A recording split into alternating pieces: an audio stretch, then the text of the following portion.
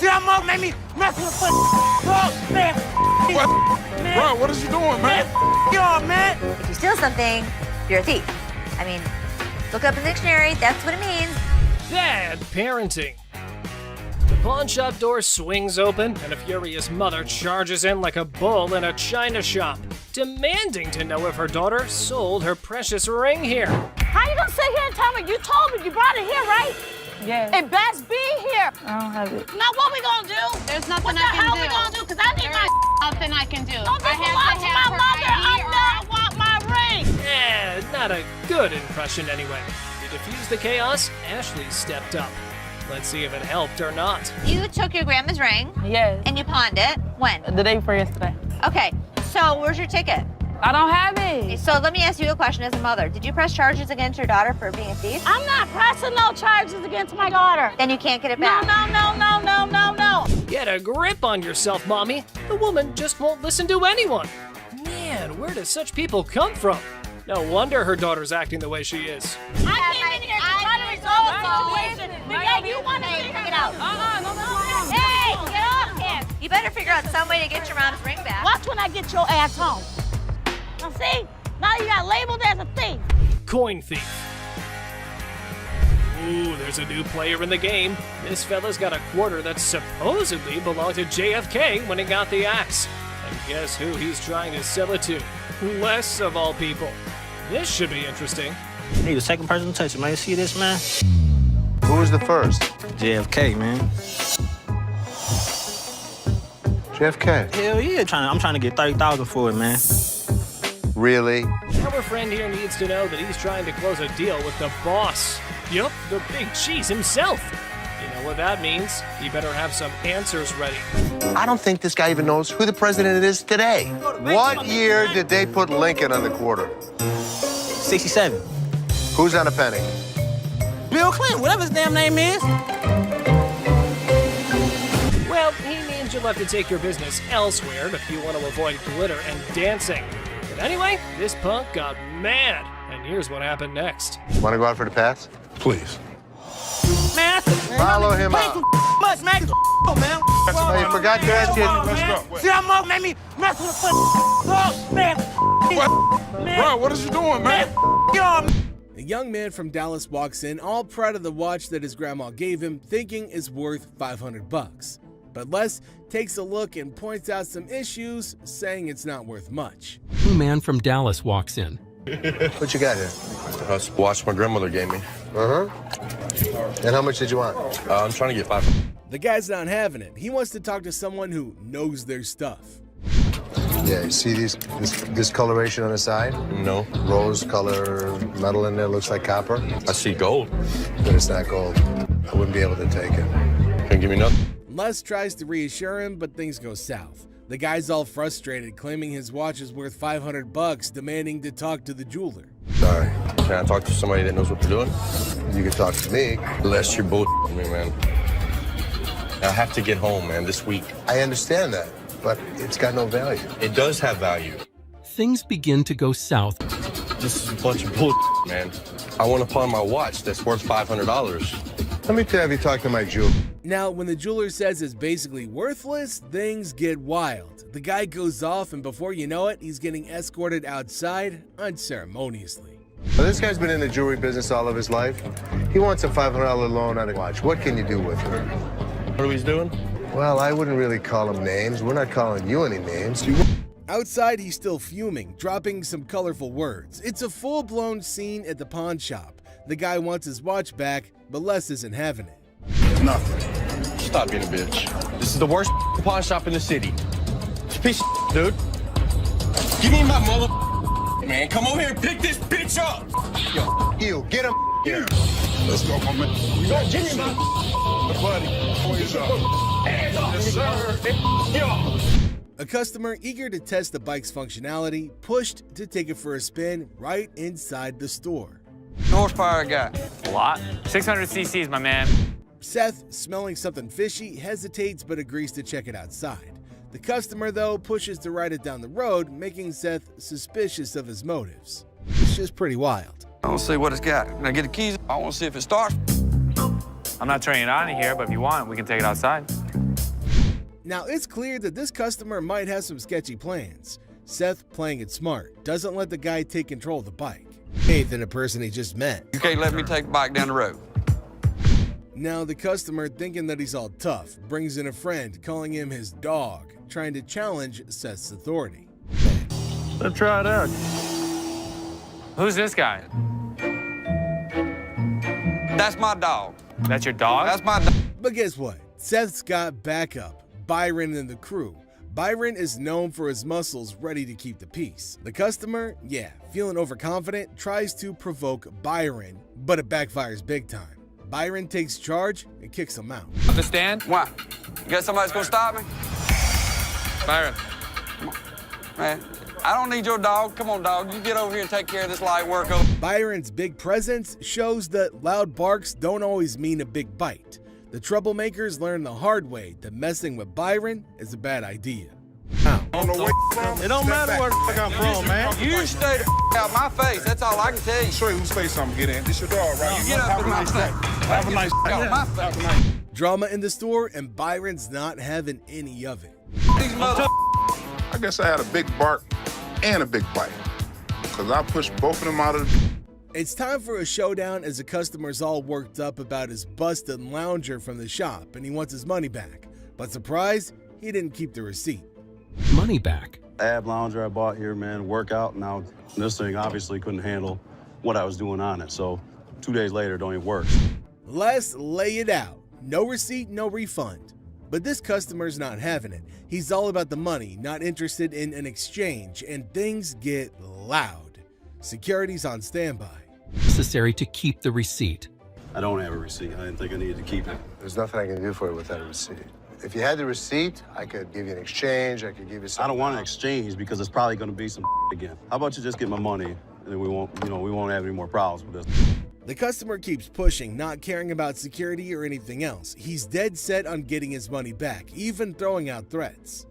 I need my money back. Not gonna do yes, anything. And like all this security great. standing around or whatever. I don't give a He's rat's not ass my- about that. There better be some money. When he sees security, he gets a bit jittery but doesn't back down, demanding even more backup. It's a feral showdown at the pawn shop. Reaches the point of no return. Oh, son. Come on. Come on, man. Let's go. Really? Let's go. I told you last time. We got you, buddy. Bring a couple more. Come on. We got you. Bring a Yeah. The Gold family gets hit with a shocker when they catch their own employee, Christina, in a sneaky scheme. These are walrus peni. Walrus. Penises. Why? I'm pretty sure I'm right in line with what you can find on the internet. $600 each for those, and $600 for them. There is no way I would take less than $500 for those apiece. Correct. Just wouldn't do it. Let me just go look. Two customers come in with some of the weirdest items you'll ever see on the show. Les has to take a second to understand what he's dealing with. Yeah, you're 100% right. How the hell did you know about that? Holy Bob. He's really proficient in anything that's hard. Yeah, I mean, this is it. My guy knows about these things. Right. Make us an offer. Thank you so much. Thanks for coming in. Bob is an expert on all sorts of things, including the reproductive parts of a male walrus, for some reason. The expert really saved Les a lot of money with his odd knowledge. Skull of an elephant. Really? It's very unusual. It's very unusual. How did you get it? My best friend had it, passed away, and I inherited this one. It's where the tusks were. I understand that. It came from Africa? Yeah, right. Well, I So- can promise you nobody's ever brought in an elephant skull, ever. That I can Little tell you. unique. How about 500? Nope. 500, I'll take it back.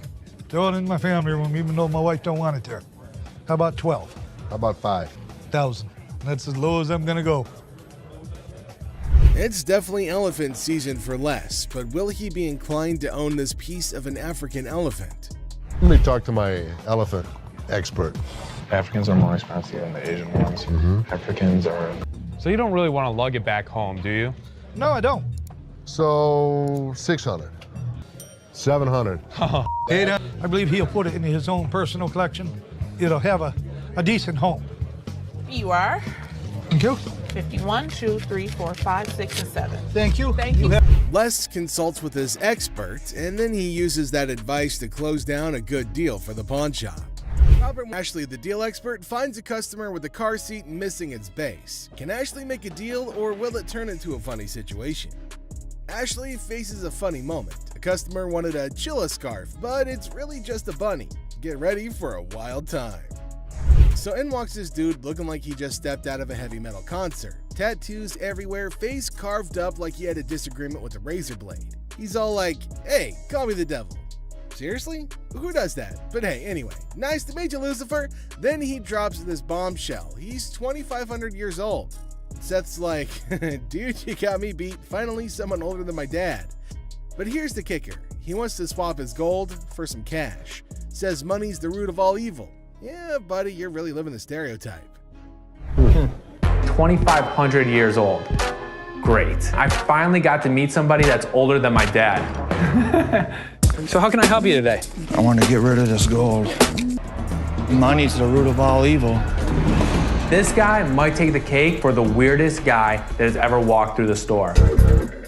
How much you want? I could have gotten $650 for this stuff if I melted it down and sold it to my refinery. How about $500? Can't do it. It's $50 profit in this thing. So they're haggling. Seth offers $650, he wants $610, and they're dancing around like it's a satanic tango. But alas, the devil doesn't always get what he wants. Cue the sad violin. I guess we don't have a deal. So there Seth is, trying to make a deal with the devil, and he's all like, I want cash for my gold, and Seth's thinking, sure buddy, let me just grab my holy water.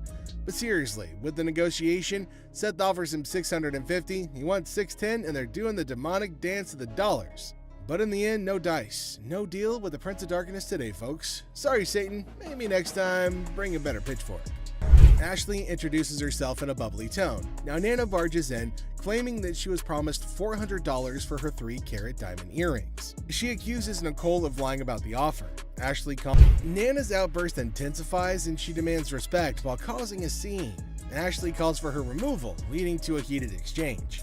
Nana storms out, hurling insults and leaving everybody exasperated. How are you? I'm doing okay. What can I help you with? Either trying to get a loan on it or you guys can buy it. Trying to sell it for maybe like one. The certificate and everything is in there. And the bag costs actually way more than that. Well, if you can tell, it's actually stained. Okay. All through here. I'm trying to sell it for $150 or get a loan $75 instead of the $50. Dealer Ashley is in the middle of a purse negotiation. Now she's trying to bargain her way through it, but it seems like she's hitting some roadblocks. The bag might be worth more, but it's stained. Now the dealer's not budging, despite the customer's attempts to reason. It's like watching a standoff at the OK Corral, but with handbags instead of firearms.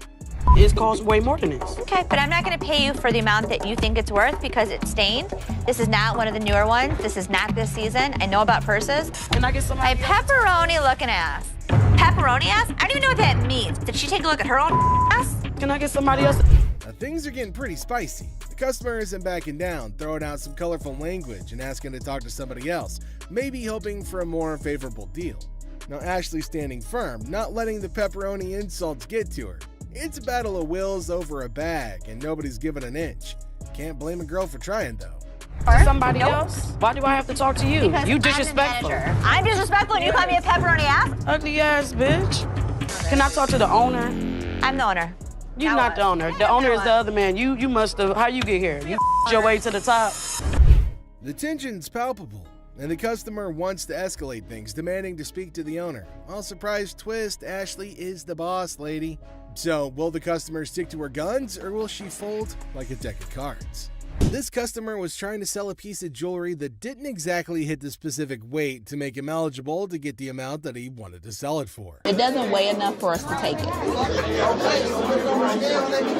Ain't no gravity in my... That's a pretty bold request that he's made, especially to an employee of said store. He wants me to take my jewelry off and put it with his so I can give him more than $5. $5. I'm sorry. That's all we can go. We're just not interested.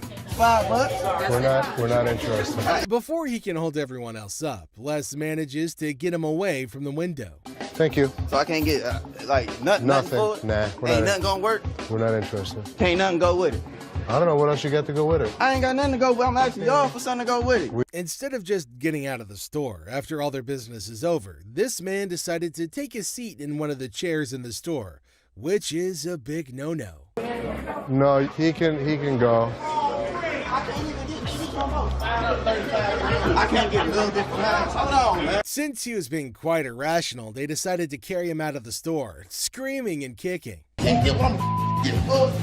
That's bull. That's bull. Let's go up the game, buddy.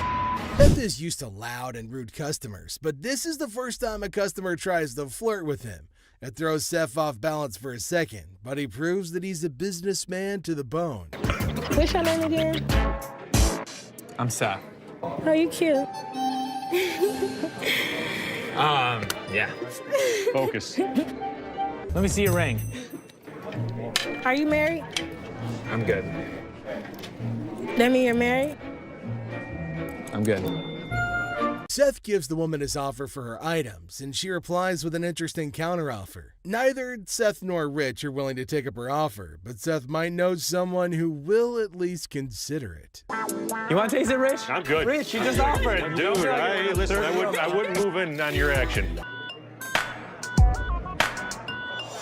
Hey, Rick. Would you suck on that pacifier for 20 bucks? Rick reluctantly rejects the earlier offer, but Seth raises the stakes and makes an offer his employee can't resist. Everyone enjoyed that, even Rick, especially Rick. I'll buy you lunch for the week.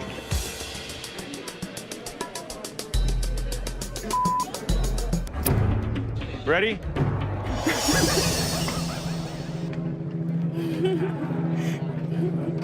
Seth closes a deal with the pacifier-sucking lady, and we can all agree that he made the best of the deal in every way. Would you suck it for 20 bucks? So 300. Sure. You want to do it? Great. Thank you. For $300, she got a good deal and we got a good deal. This customer walks in with Travisky crystals. Seth has no idea what the hell these crystals are, but he knows what this woman has is not real. My grandmother gave me that ring before she passed away, and she told me that they were Travisky crystals. I'm not interested in your crystals. No, I'm not going anywhere until you give me some money for my crystals. Do you not understand English? The crystals may be fake, but not everything about this lady is fake, and she does her best to make that point to Seth. Me, personally, I'd rather buy a Kyber crystal. Something that's real. Really? These right here, they're real. They're real. Can I get some money for those? So you know what?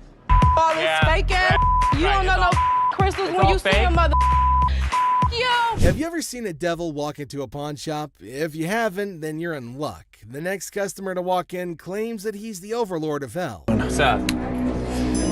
They call me the devil. That's some freaky there, boy, let me tell you. Yeah. Yeah, he was a devil. Sure he was. Les doesn't care if this man is a 2,000-year-old fallen angel. The pawn shop owner is going to make a deal with the devil if he can make some profit from it. How long did it take you to get all these tattoos? Probably 2,000 years. How old are you? 2,500 years old.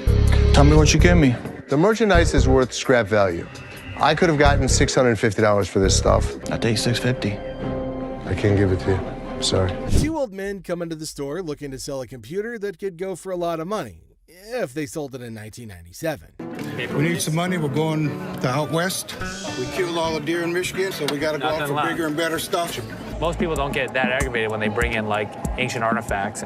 Yeah, people collect these. Oh, they're antiques now. Both men don't want to leave without any money, but one look at security changes their mind. But that doesn't stop them from stringing along a list of profanities at Les and Seth. 0. How many times do I need to tell you? We're not interested in. Leave the store. I'm not taking it. Have a good day. Usually things calm down once the noisy customers are thrown out, but this time it gets even more chaotic. We're even treated to an unexpected showdown.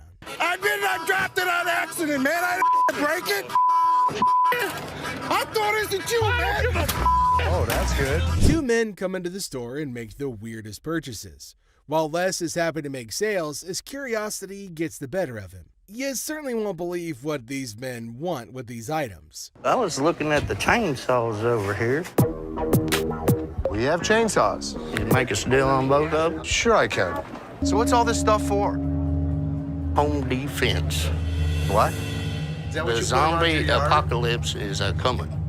Where other people see weird men, Les sees dollar bills. The veteran pawn shop owner goes into full salesman mode and makes even more profit from the hardcore zombie killers. Zombie apocalypse? But you know what? As long as they were buying, I'll listen to any bull they have to throw at me. Thank you very much. I'll have my guys write you up. I think we got a pretty good zombie kit today.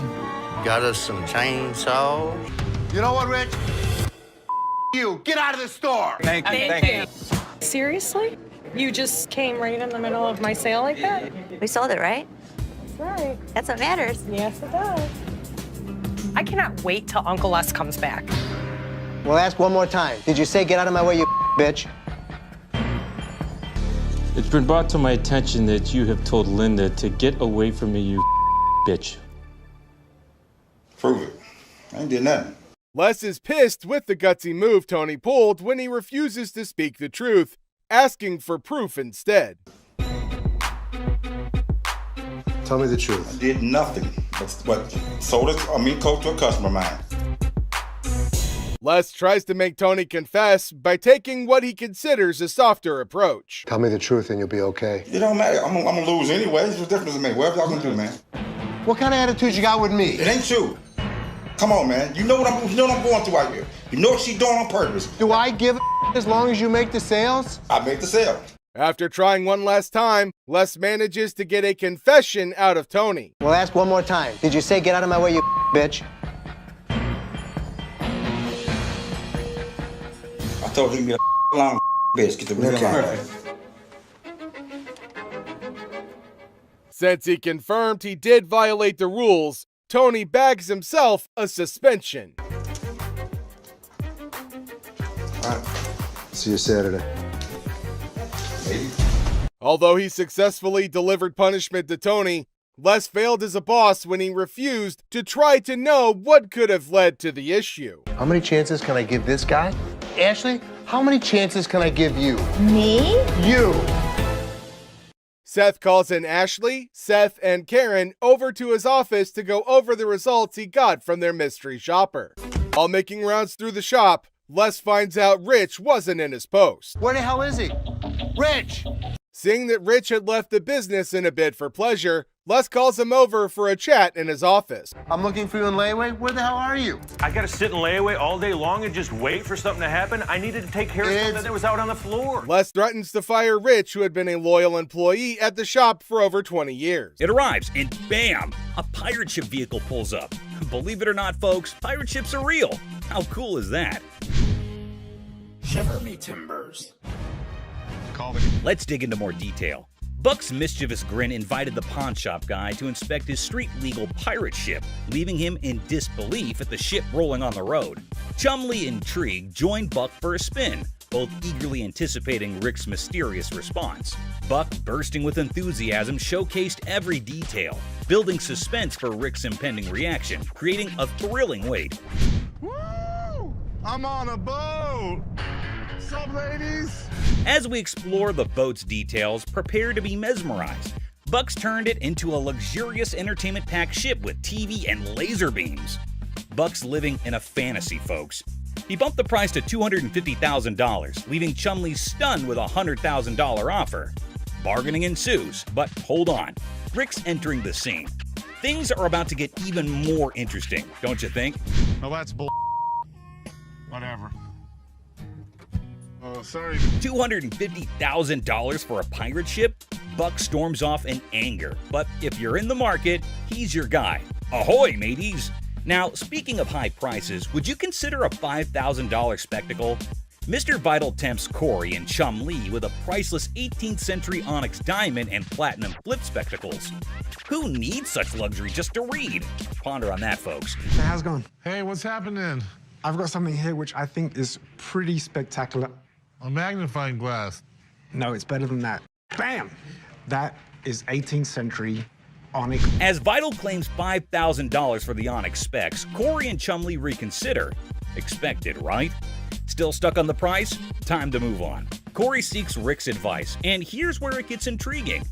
Rick's jewelry expertise makes Vital's price take a U-turn, slamming down from $5,000 to a mysterious $700. Wonder what Rick knows. Probably 1920s, the whole Art Deco style. This was what was popular during the time period. Spectacles were probably first invented in the 13th century. This made Vital get really disappointed. Actually, that disappointment is acceptable, isn't it? The bargaining continued, and at last, at $850, Rick walked away as Vital stood disheartened. Does this help Rick or Corey or Chumley to negotiate better? Cheers. Thanks. You sure about that? Yeah, I'm sure. All right, I'll meet you down over here at the counter. All right, appreciate it. Antiques. Antiques are quite breathtaking and valuable. It does offer us millions and billions of cash, only if it's authentic. Let's meet a guy who tries to sell a fake 1888 Perseus and Pegasus statue by Emily Pacall. Who isn't fascinated by the great Greek mythology? The fables and morals are indeed captivating. One morning, a gentleman approaches Rick with an 1888 Perseus and Pegasus statue by Emily Pacall. Rick is astounded in seeing that artifact and claimed that if that's an original, it is indeed worth thousands. Wow, can you imagine, folks? One day you have a valuable artifact, the next second you have an I'm rich kind of moment. Something worth imagining, right, guys? How you doing, gentlemen? Oh, pretty good. I have a bronze statue I'd like to sell. Do you know much about it? I don't know what to tell you about that. The man listens patiently to Rick's captivating mythology theories and facts. Moments of calmness pass, but then the atmosphere shifts.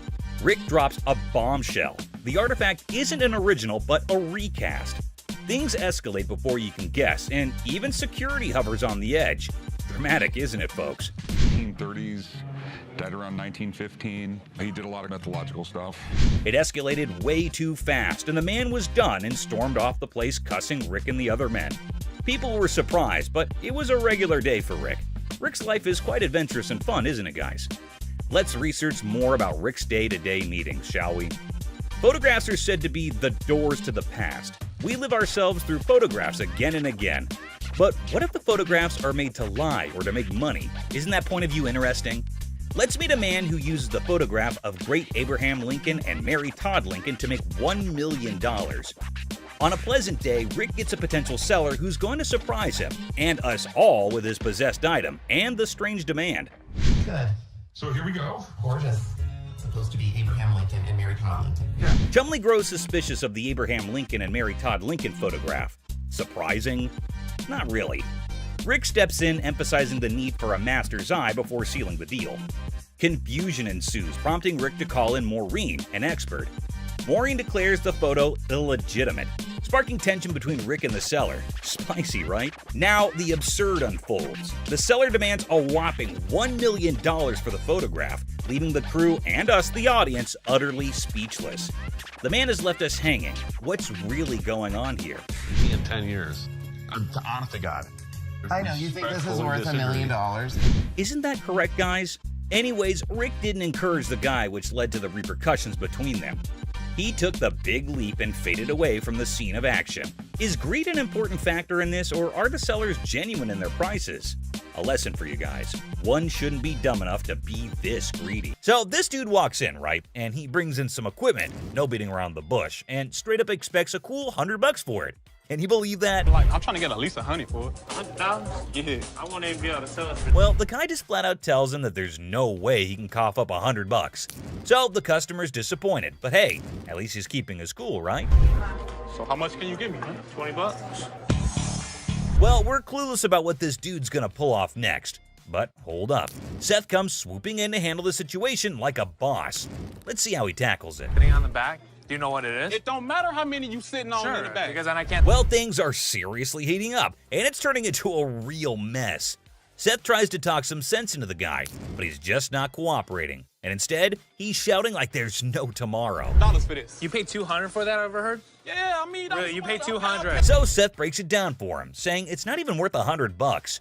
But this dude is now causing a scene, making a big fuss that's grabbing everyone's attention, to be honest. I'm trying to get money for it. I've been waiting in this line for an hour. I need more than two. This guy seriously needs to calm down. He's dropping way too many curse words. And honestly, it's gonna be his one-way ticket out of the shop. That's when Les steps in to take charge. Let's see how that plays out. You gonna do old man? Who you calling old mother? Old man? No way, he actually said that? Like seriously, what the heck? This guy just keeps digging his own grave, making the situation even worse for himself. Brace yourself, because what he does next is gonna leave you absolutely stunned. Really, mother? I got this. I got it. You wanna give me more than what? Oh my god, seriously? Can you believe it? This dude actually tried to mess with Les and thought he could get away with it without being kicked out. That's some messed up behavior right there. Like, what on earth was he even thinking? Wait for an hour. Really? Me? You. Well, he totally got what he deserved. But guess what? That's not even the end of it. Now, this lady is seriously contemplating whether she should go for it or not. So, what's your take on it, guys? You think she'll end up taking it or not? This lady is seriously caught off guard and maybe just can't handle the fact that it's not a gift card. And well, she's getting a bit too aggressive, folks. You know, the kind that usually gets shown the door and tossed out of the shop. Props to Ashley for still trying to explain things calmly and patiently. Where do you see a swipe thing on this? Do you see a Someone needs to rein in this woman because the way she's throwing a fit over a gift card is seriously ridiculous. I mean, does she not even realize how foolish she looks? Just look at her, still going on and making an absolute spectacle of herself. Somebody want to buy a preferred gift card? There's not $100 on it. There's not. And last but not least, we get this other dude who goes absolutely bonkers. But here's the kicker. It's not about something he wants to buy or pawn. Now, you might be wondering, what on earth set him off then? Well, keep watching to find out. Hey, how you doing? I'm here to buy an engagement ring. No kidding, this guy is actually here to buy an engagement ring. Whoa, that's some exciting news, isn't it? Les coolly presents a selection of engagement rings, and you'd think everything would go smoothly, right? Well, except for the blaring car horns outside, because of course, nothing can be too easy. Oh, damn. So that's the reason for all the honking? There's a massive truck just sitting smack in the middle of the parking lot. Now, take a wild guess. Whose truck do you think that might be? Come on, give it a shot. It's not rocket science. Semi-truck. And then it's white gold. That's me. Sir, can you... Ding, ding, ding. It's none other than this guy. So Les politely requests him to move his truck from there. And what do you think his response was? Find your place to park? Oh, man, come on now. I'm in a hurry. I can't be moving my truck in this. Yikes, did he seriously say that? I mean, how do some people not have basic common sense? Did he genuinely think he was doing the right thing? Les is clearly not putting up with it, and you could totally see that. You don't have an option. You have to move your truck. I'll be more than happy to show you. Can you believe this guy had the nerve to straight up say no? Well, let me tell you, things are about to take a turn for the worse for him. But just when he thought he couldn't dig himself any deeper, he goes ahead and proves you wrong. Why are you so rude? I'm not moving the damn truck. Byron, take over. Well, obviously he's about to get kicked out, and trust me, you gotta watch this. It's absolutely hilarious. Move the truck. Come on, man. That's wrong, bro. Next time, parking on the freeway. This dude should be totally embarrassed about his behavior. And oh boy, he didn't stop there. He just kept on going. And the last straw was this. Move your truck!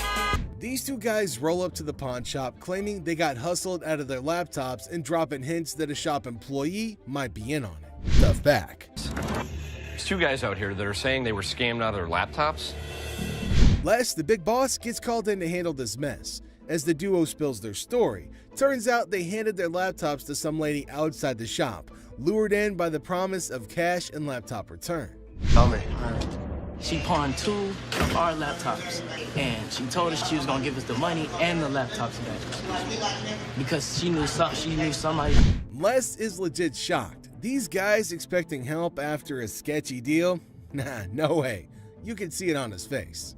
Neither. Okay, wait, you pawned something? Yes, she has the ticket. When did you pawn it? Today. Now the guys want Les to switch the ticket for the laptops, but Les is playing detective. He's like, when did this supposed pawn deal go down?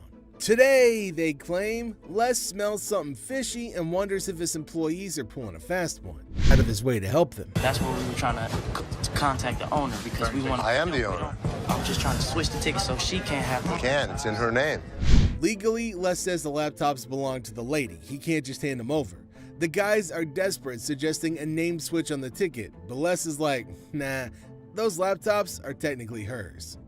I wanted to know if... I can't do it because, according to law, they belong to her, not you. Oh my God, Sale. You just Okay, so Les is in the mood. If they can ID the employee involved, he'll hand back their computers. They leave, but they can't deliver, depending whoever the employee is. If you can find out which one of my employees, you give me the guy's name, I'll give you the computers. Find me out what I need to know, I can make magic happen. Les, a pawn shop pro, suggests they hit up the cops and file a report. Guys are desperate, try to negotiate, but Les shuts down any rule bending. Every transaction we did today is still accounted for, so it's here. All you guys need to do is fill out a police report, so we can handle it that way. Les shuts down any notion of bending the rules, highlighting that their laptops belong to the lady. Anyway, I can just switch the name. No, because they're in her name. They technically belong to her. And they don't belong to her. Les makes it clear they're not getting their stuff back without paying for it. If any of that. Inside job, and once we figured out, we came back and trying to tell you. No, that's not the way it went. That's not the way it went. The way it went was, you pawn your laptops to this pawn shop. Les drops the truth bomb. No laptops without paying. It's a lesson on greed. Here's the way it works. Nobody gets out of pawn without paying for it, and nothing goes out the back door. The boy still thought, hold up. So this dude walks into the shop all chill, just looking for some help with the table. But out of nowhere, he switches to R-rated mode, throwing around some colorful language. Let me lay on this mother. This is a sex table? Damn, I'll get some on this mother boy. Come on, Ashley, man. Les isn't having any of it. Bitch, that's what I've been screaming for. Come here. Get your ass over and shut up. He's like, Ashley, we need backup. Shut this down. Now it's getting wild. Dude is on a bed. There's commotion. It's like a party, but not the good kind. Get kicked in the face? Look, let me ask you something. No, you be quiet. Look, come this way, baby. If you let me, I'll be slapping that ass. Les steps in and drops the truth bomb. We're not turning this place into a free-for-all. But hold on, he's not just playing referee. There's the threat of a face kick. Yikes. Really? We don't think so? You don't disrespect my daughter-in-law? Les isn't messing around. He tells the customer to get off the bed, making it crystal clear, don't mess with my family. It's family. I'll tear that up, boy. I'll tear that up. Tear that out of here. Understand that? Don't.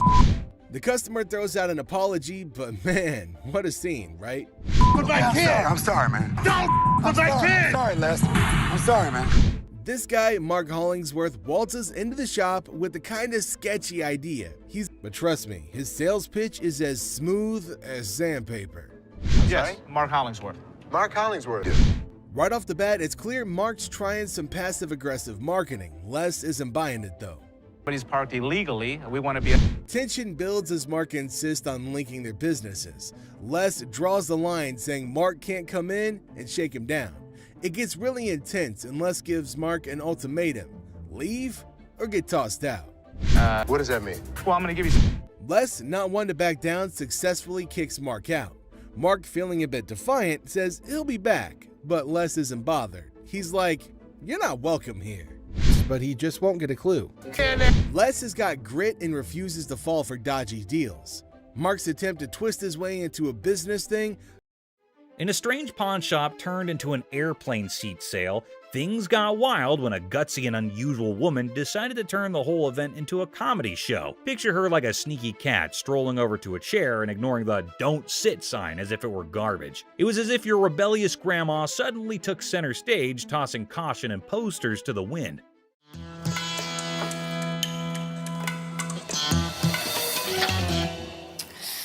Then in comes the lady running the shop, armed with politeness and a simple request for the lady to give up the seat. Little did she know she was about to get into a funny showdown with our cool and calm customer.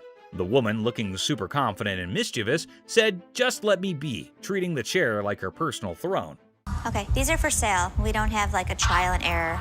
Okay, well, I'm not trying to buy them. I'm just trying to try them out. As if that was not funny enough, the secret guards jumped into the blend. The shopkeeper, determined to bring order back, tried nicely to get the bold woman out of her comfy spot. But our fearless main character was not having it, bravely declaring, "You cannot make me move." And what you can do is leave me the alone. Okay. Yeah. Then comes the guard trying to lift her off the seat. Suddenly, there's a big scene. The woman, now a pro at making a show, indicted the guard of bothering her and indeed threw in the surprise of claiming it was sexual harassment. The pawn shop turned into a stage for a solo performance, with our main character making up the script on the spot. No, thank you. Killing No, you can get your hand off. Get your hands off of me. Get your hands off. But the comedy did not stop there.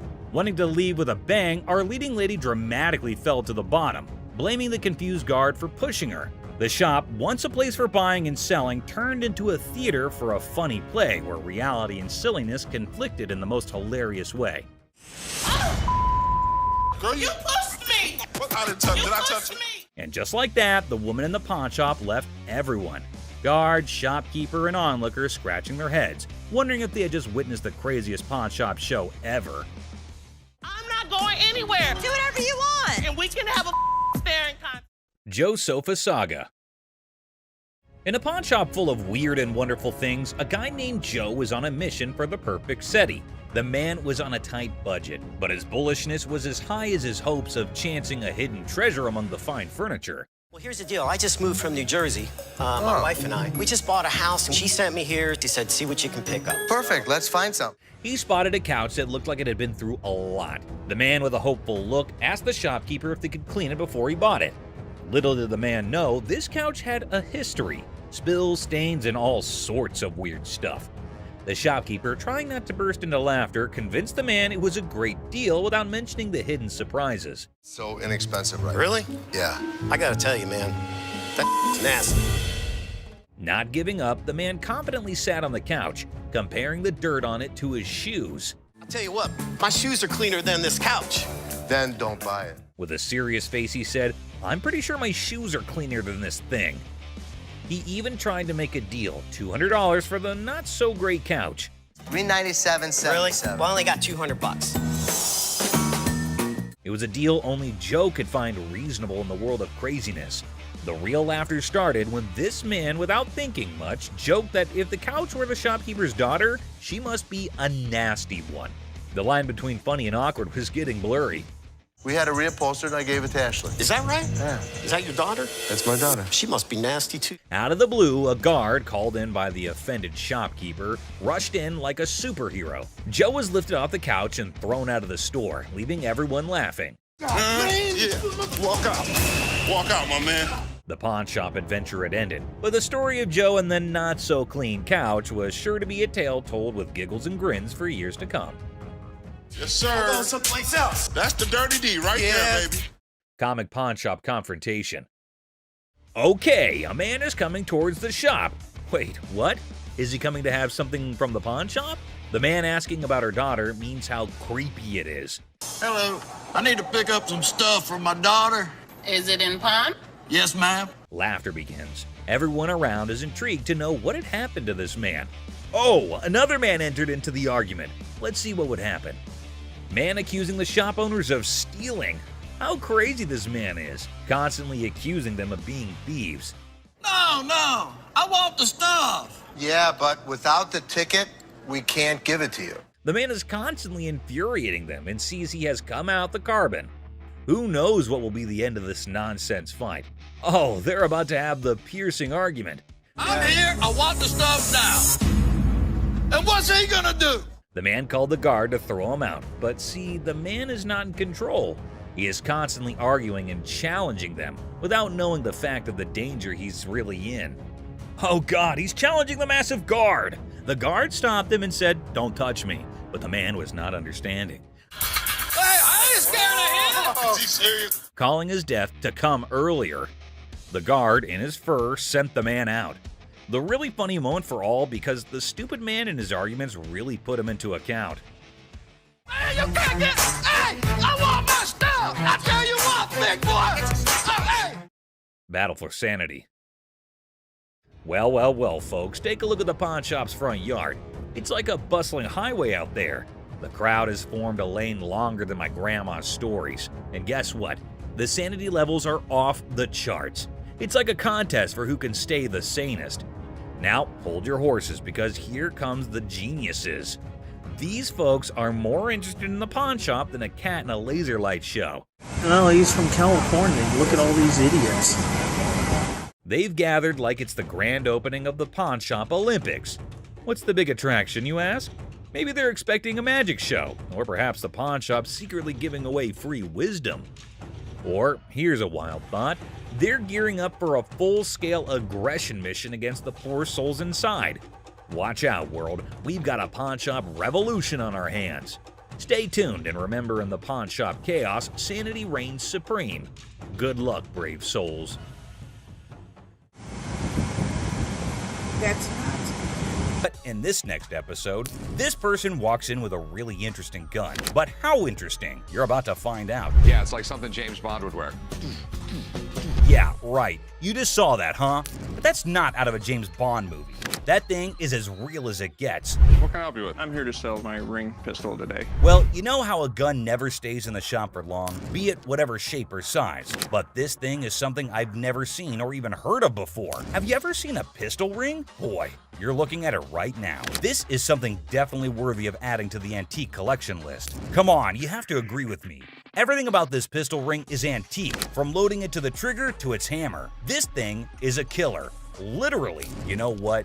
If I ever went undercover on a mission, I would definitely carry this cute little devil. James Bond, we just found your vibe, and I know Rick would agree with me too. Yeah, that man seems very particular about the price he's going to ask for that dangerous ring. I'm looking to get $9,000. I'll use it to buy some of the things I collect more often. I personally would wear that ring everywhere. It's an all-in-one combo, kind of a hidden treasure who can double up like your personal bodyguard. It's unreal how cool this thing is. But hey, did Rick just contradict me? Wear them just for fashion.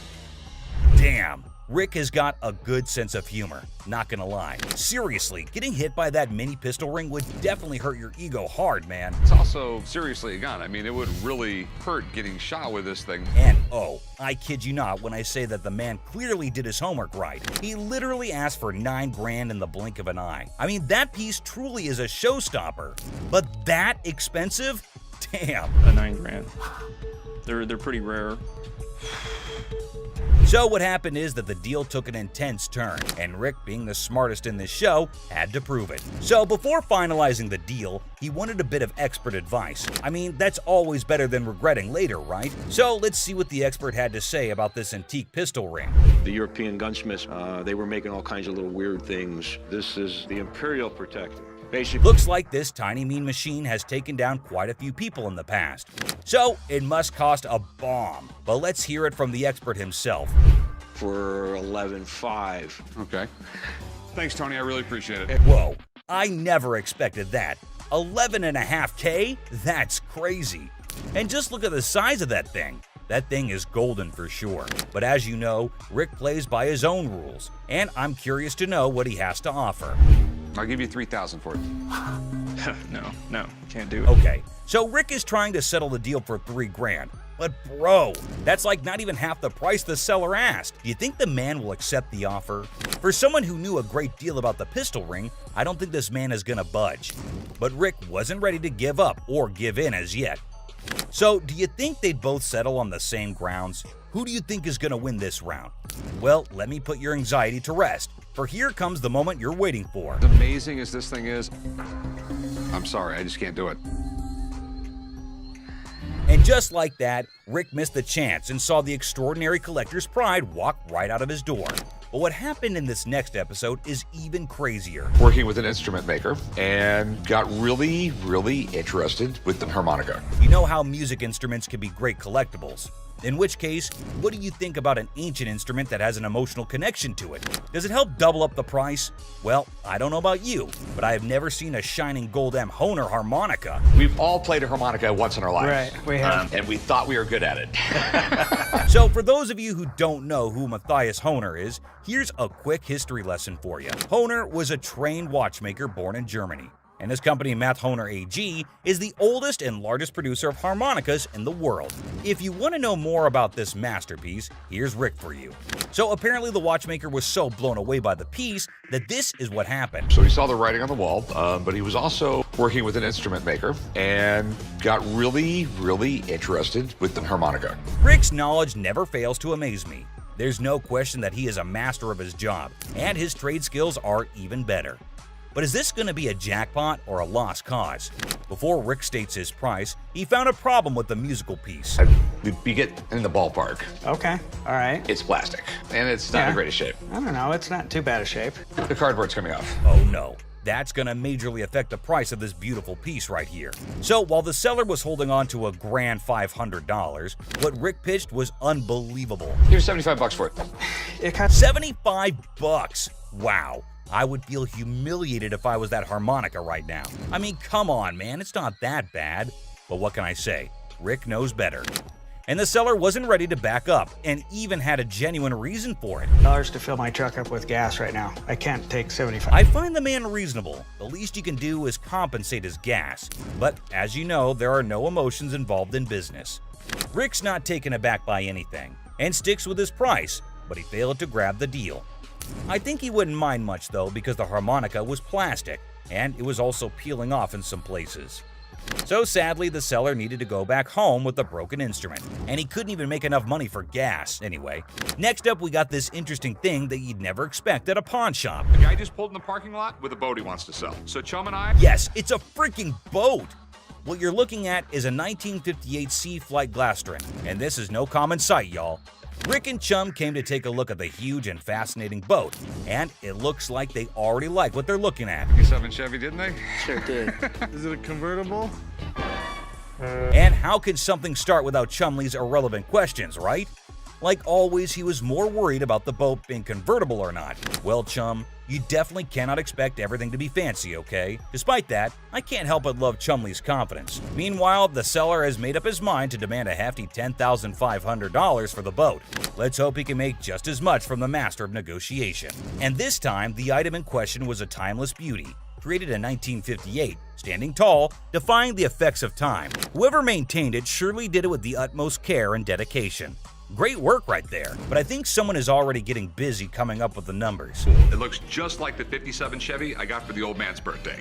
It's definitely tempting because Rick's already deciding how he was going to pitch this look-alike a 57 Chevy. this Glastron boat is awesome, but boats are tough to sell, so it has to be a home. Like he already said, boats are money pits.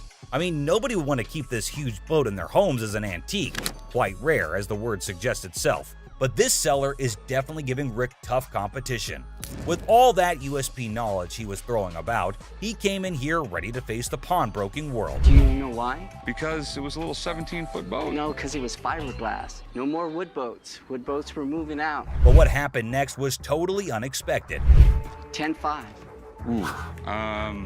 In an unexpected turn, the owner of the boat bravely revealed a startling price tag, $10,500.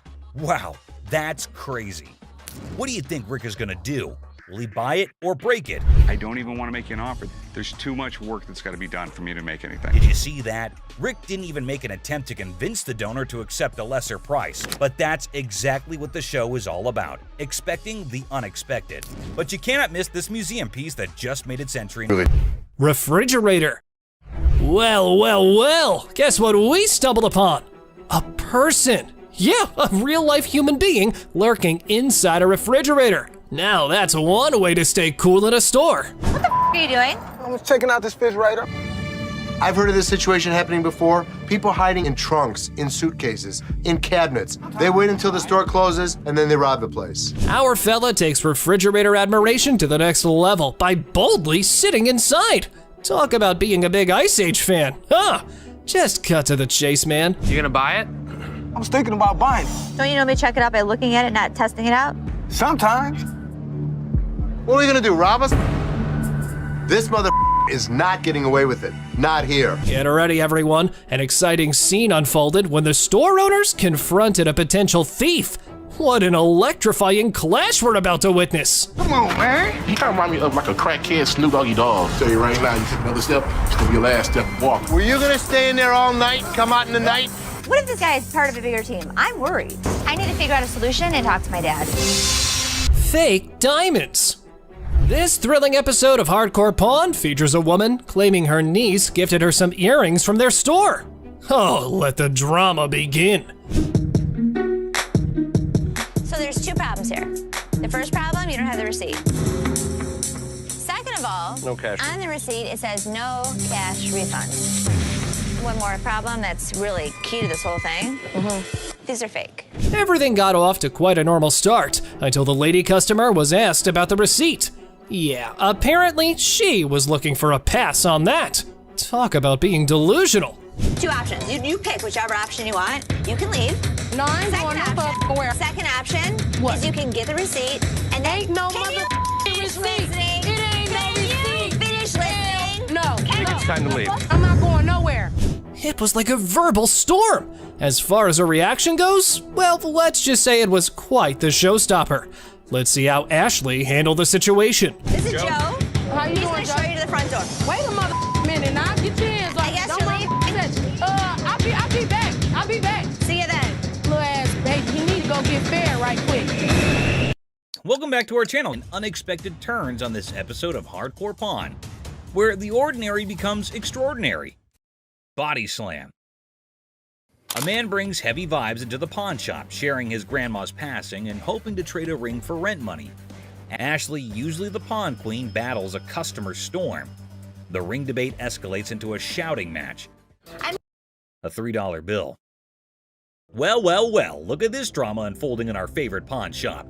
A woman struts in like she owns the place, but a gift card worth $100 and thinks she's the queen of the pawn palace. The owners... These are not our gift cards. What would you call it? These are preferred customer. No, snap. The owner ain't buying it. fly $100 on it. That is not our gift card. And now, ladies and gentlemen, we've got a full-blown showdown. The owner versus the woman. It's like a bad reality show. She's trying to swipe that card. He's not having it. Cue the verbal fireworks. Penguin generator guest. Well, folks, here we're witnessing a bizarre episode at the local electrical supply store. A guy waltzed in reassembling a penguin on a skateboard. The shopkeeper's expression? Priceless, my friends. Generators are simple to use, my man. It doesn't run out of electricity or nothing, though, does it? More lost than a fish in a chess game. Round 2 of generator education, anyone? Could I take it to my house? After a reluctant re-explanation, our penguin's eyes light up, as if witnessing a magic trick or realizing he only has $500. Cue the chaos. Security guards swoop in, dragging our penguin out like a grumpy rock star exiting the stage. Oh, you want to bet? Excuse me. Have a good day, sir. Hell no. Have a good day, sir. No. Gun desk. Today at the pawn shop, a lady brought in a mysterious desk that moonlights as a gun desk. A desk with a concealed firearm. She's clueless about its value, but is selling it like a quirky antiquity.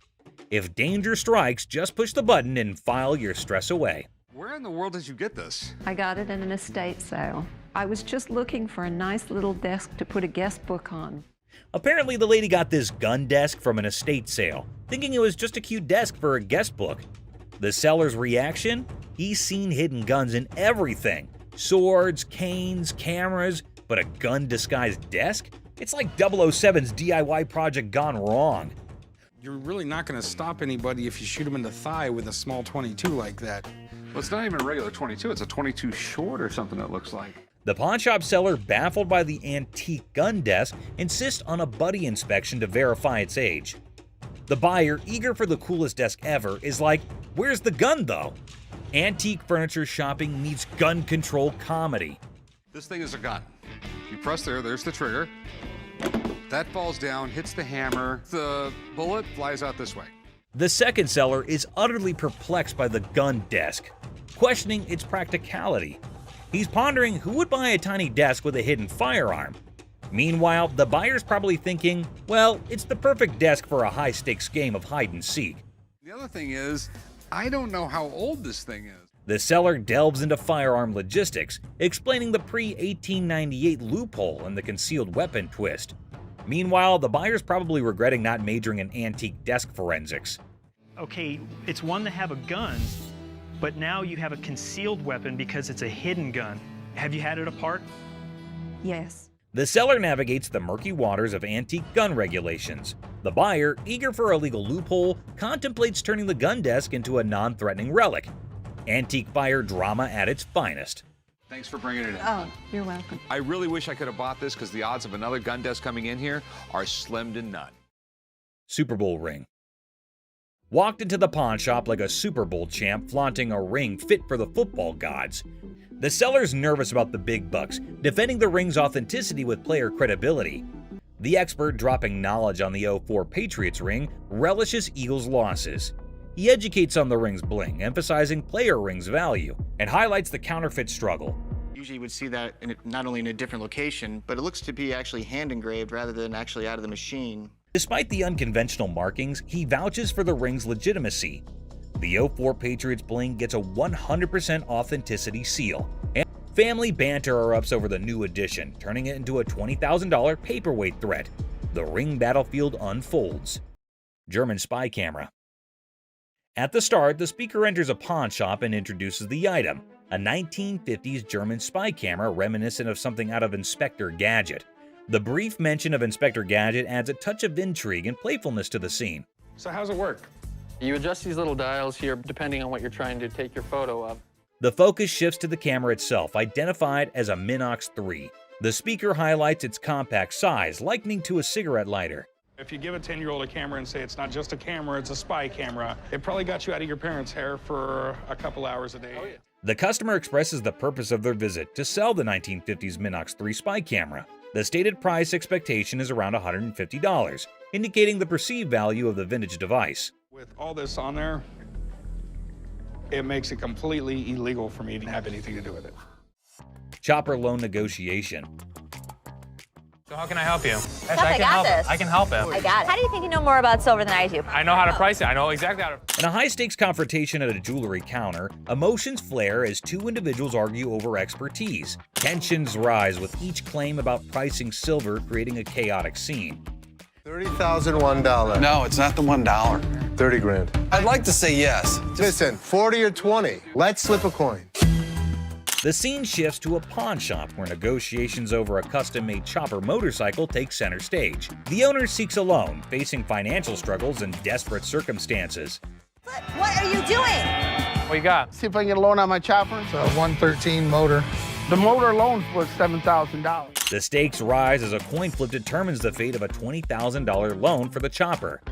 The tension escalates, showcasing the unpredictability of financial decisions and the impact on the customer's life. I've seen a lot of motorcycles come in here, but I've never seen one like this. Okay.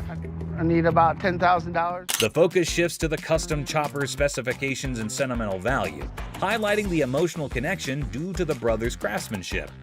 The negotiation becomes a delicate balance of compassion and financial reality. On a loan, about $5,000. Paying off both, or I mean... $5,000. I'll go $5,500. All right. Deal. All right, we'll get you $5,500. The episode concludes with a deal struck at $5,500 for the motorcycle. Despite falling short of the initial request, there's a glimmer of hope for the customer, bringing a mix of relief and uncertainty. Misguided price pursuit. Look at that. Is it real? Oh, you gotta pull this. Pull that. Try pulling that. I don't know how much that is. You got nothing. Two black women enter a pawn shop and discover a game machine. Excitement turns to disappointment as they realize it's for entertainment only, not for winning real prizes. This is a toy. That's a toy. It's a toy. This is here for the You're the manager? I'm the man. Oh, nice. You're not gonna get anything. The atmosphere intensifies as the women express their displeasure, demanding a prize from the machine. The situation escalates and the guard steps in to address the misunderstanding. Let's go out. Well, just keep walking, man. Keep walking. Don't tell me what's going on. Come on. Y'all out of order. The conflict peaks as the women continue to argue for a manager's intervention. The guard ultimately expels them from the pawn shop, concluding the incident. Bubble hockey. Bubble hockey. Detroit Classic. I'm thinking $2,500. How much did you pay for it 10 years ago? $3,500. A pawn shop encounter unfolds as a customer eyes a bubble hockey game. Negotiations kick off with the customer seeking $2,500, but the pawnbroker questions the value. Under $1,000. Maybe we work out a little game. Winner gets the price. $900 if you win, $500 if I win. Oh, can't do it. The negotiation continues with the pawnbroker proposing a lower price, suggesting a gaming duel to determine the final cost. The customer hesitates, seeking a higher amount. $100 out of this thing. 16 you win, 400 I win. All right, I win $1,600. The game begins and the customer dominates the bubble hockey match, securing a convincing victory. The pawnbroker acknowledges the expertise and adjusts the evaluation accordingly. Let's go. I know I'm gonna win this bet. These aren't those $1,200 ones? The conclusion sees the pawnbroker acknowledging the high value of the game, recognizing it as a genuine classic worth $2,500. The customer prepares to complete the transaction. Wrestling trunk triumph. We have a champion item for you today. I think I got your new bathing suit over here. I don't think that's my size or my style. The episode presents champion-level memorabilia, wrestling trunks worn by Titus O'Neil during Money in the Bank. Banter between the pawn shop staff sets a lighthearted tone. Well, these are wrestling trunks. Okay. Are they worth anything? So where did you guys get these? From a buddy of mine shortly after the show. Negotiations unfold as the seller details the trunk's origin, worn by Titus O'Neil and his college football background. Price discussions ensue, involving humor and strategic bargaining. Oh, how much are you looking to get? $1,800. Are they worth that? What do you think about 800? What about 14? Money at $1,000. Go for it. You have a deal. All right. Okay. The negotiation reaches a climax as Chumley proposes $800, leading to an amusing wrestling-themed banner. The final agreement settles at $1,000, and the seller agrees to the deal. Right. And you sure this is like real and everything? Yeah. But you're sure they're real? 110%. Concerns about authentication arise, with reassurance that the trunks are genuine. Rick, the pawn shop owner, decides to break even on the purchase and seeks dinner in return. I'm gonna go look at stuff I understand. I thought you might want to put this back in your collection. Absolutely. It was my first WWE Championship match, and I won the Tag Team Championship. Titus O'Neil makes a surprise entrance at the restaurant, sharing the backstory of the trunks and their historical significance. The emotional reunion adds a personal touch to the transaction. We bought them for $1,000, so if you just let me break even and give me dinner, I'm good. Got me a little black bag and everything. Look at that. The episode concludes with Titus O'Neil expressing gratitude, and the pawn shop staff excitedly anticipates dinner. The atmosphere remains lighthearted, emphasizing the unique experiences of the pawn shop. Gunfire and negotiation. It was handed through the generations to me. What are you trying to get out of it? I'm looking for $50K. 50,000. 50,000. Corey introduces Alex to Craig, who has a fascinating antique wheel lock gun. The guys are amazed by its rarity and history, and Alex is about to share some cool facts. Man, this is stunning. Dating from about 1600s. I've never seen anything like it before, but he's asking $50,000. Alex dives into the history of the wheel lock, revealing it's a German-made firearm from the 1600s. Craig is nervously considering a $50,000 price tag. Alex suggests a test at the range. Yeah, this is special. I love this wheel lock. And you still want 50 grand for it? Absolutely. After research, Alex discovers that the gun belonged to a Prince Archbishop's personal guard. The guys head to the range for a nerve-wracking but successful test, and Craig's asking price is discussed. Nice! What do you think it's worth now? I think it's $40,000. In a quirky twist, Corey notices devil emoji targets for a gun designed to protect a Prince Archbishop. The gun fires impressively, and Alex estimates its value at $40,000. Not as easily as I could do 30. I would go 32.5. We'll lose it over that. We'll do 32.5. The negotiation begins with Corey expressing admiration for the unique gun. After some back and forth, they settle on $32,500, striking a deal for the exceptional wheel lock gun. Churchill letter. A historical dealer brings a Winston Churchill letter to the pawn shop. The seller's writing? Not so great. But hey, it's Churchill, and the drama begins. I have a Winston S. Churchill typed letter signed. Okay. A quirky twist. Churchill wrote to a food writer about a paperweight from Benjamin Disraeli. The pawn shop team dives into the historical circus, paperweights and all. Enter Steve, the expert, unraveling the mystery of Churchill's signature. The magnification saga begins, complete with ink flow discussions and hilarious attempts to decipher the genius's handwriting. A surprise appearance by a 1968 Jack Kevorkian Volkswagen van shakes things up. The chopper deal is done, but now Churchill's letter gets a comedic price tag dance. Negotiations, magnifications, and laughs galore. The thing I do like about this is it's got the writing on it, and I would put the value at the high end of that scope, so probably about $1,500. The final act, the pawn shop owner, a smooth talker, bargains down to $1,200. The deals are sealed and everyone heads off with laughs, paperweights, and probably a newfound appreciation for historical handwriting challenges. I think 1,200 sounds good. All right, it's a deal. Thank you, Mr. Harrison. Meet you right over there. We'll do some paperwork. Goofball. Our tale kicks off with a grinning goofball strutting into a watch shop, exuding joy like he just hit the jackpot. His guest snagged the ultimate timepiece. The shop's proprietor, eyes sparkling with mischief, unveils a watch that could outshine Big Ben. Our hero, wide-eyed like a kid in a candy store, marvels, "Wow," treating it like a time-traveling marvel. But oh snap, it's tagged at a hefty $75. Cold, hard cash, not Monopoly money. Undeterred, our bold hero eyeballs another watch, a jaw-dropping $599. His face? Priceless shock. Unfazed, he blurts, "Yes, I want it!" Then comes the knee slapper. He pulls out a crumbled $2 bill. The shopkeeper holds back laughter, educates him. "That's $2,000, sir." It's a $2 bill. Okay, and it's worth $2,000. You can practically see the gears in the guy's noggin spinning, desperately seeking a way out. "Anyone up for a cash exchange?" he suggests, madness twinkling in his eyes. The shopkeeper, smelling trouble, hesitates, perhaps a financial genius or a victim of too many cartoons. In a wild finale, our hero with a mischievous grin hurls absurd insults like, "You're chunky with a giraffe-like neck." The bewildered shopkeeper calls in the guard. Enter the guard, booting out the funny guy, leaving the shop in stitches. Hey, have a good day. Big Mouth is hungry. Unexpected drama.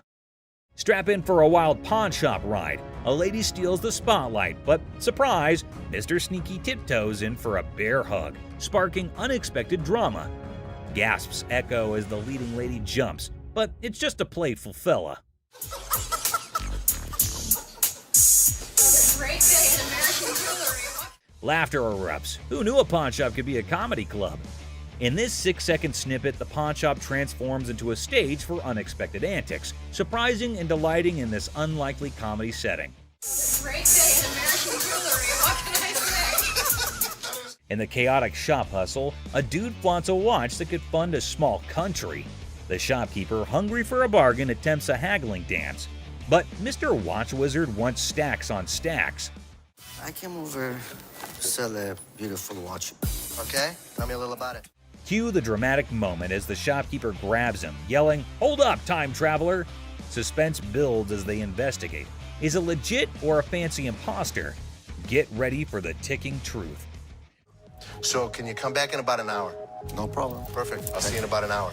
Thank you. Picture our man playing Sherlock, sneakily starting the girl checking the watch. Instead of screams, laughter erupts. A mischievous symphony until the fun police arrive. An authoritative figure sternly commands, "Stop right there." Giggles turn into awkward coughs. Lesson learned. Messing with the timepiece police is no joke. They keep the watch world in check. Somebody had it open. You can see how screwed up they made those screws. Someone did have it open? You can see. Business clash. A dramatic drama unfolds as Mark, introducing himself, seeks business from the owner. Tension builds with background music, setting the stage for unexpected confrontations.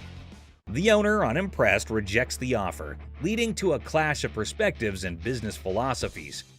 Well, I'm going to give you some paperwork to sign. I wouldn't sign anything because I don't need your services.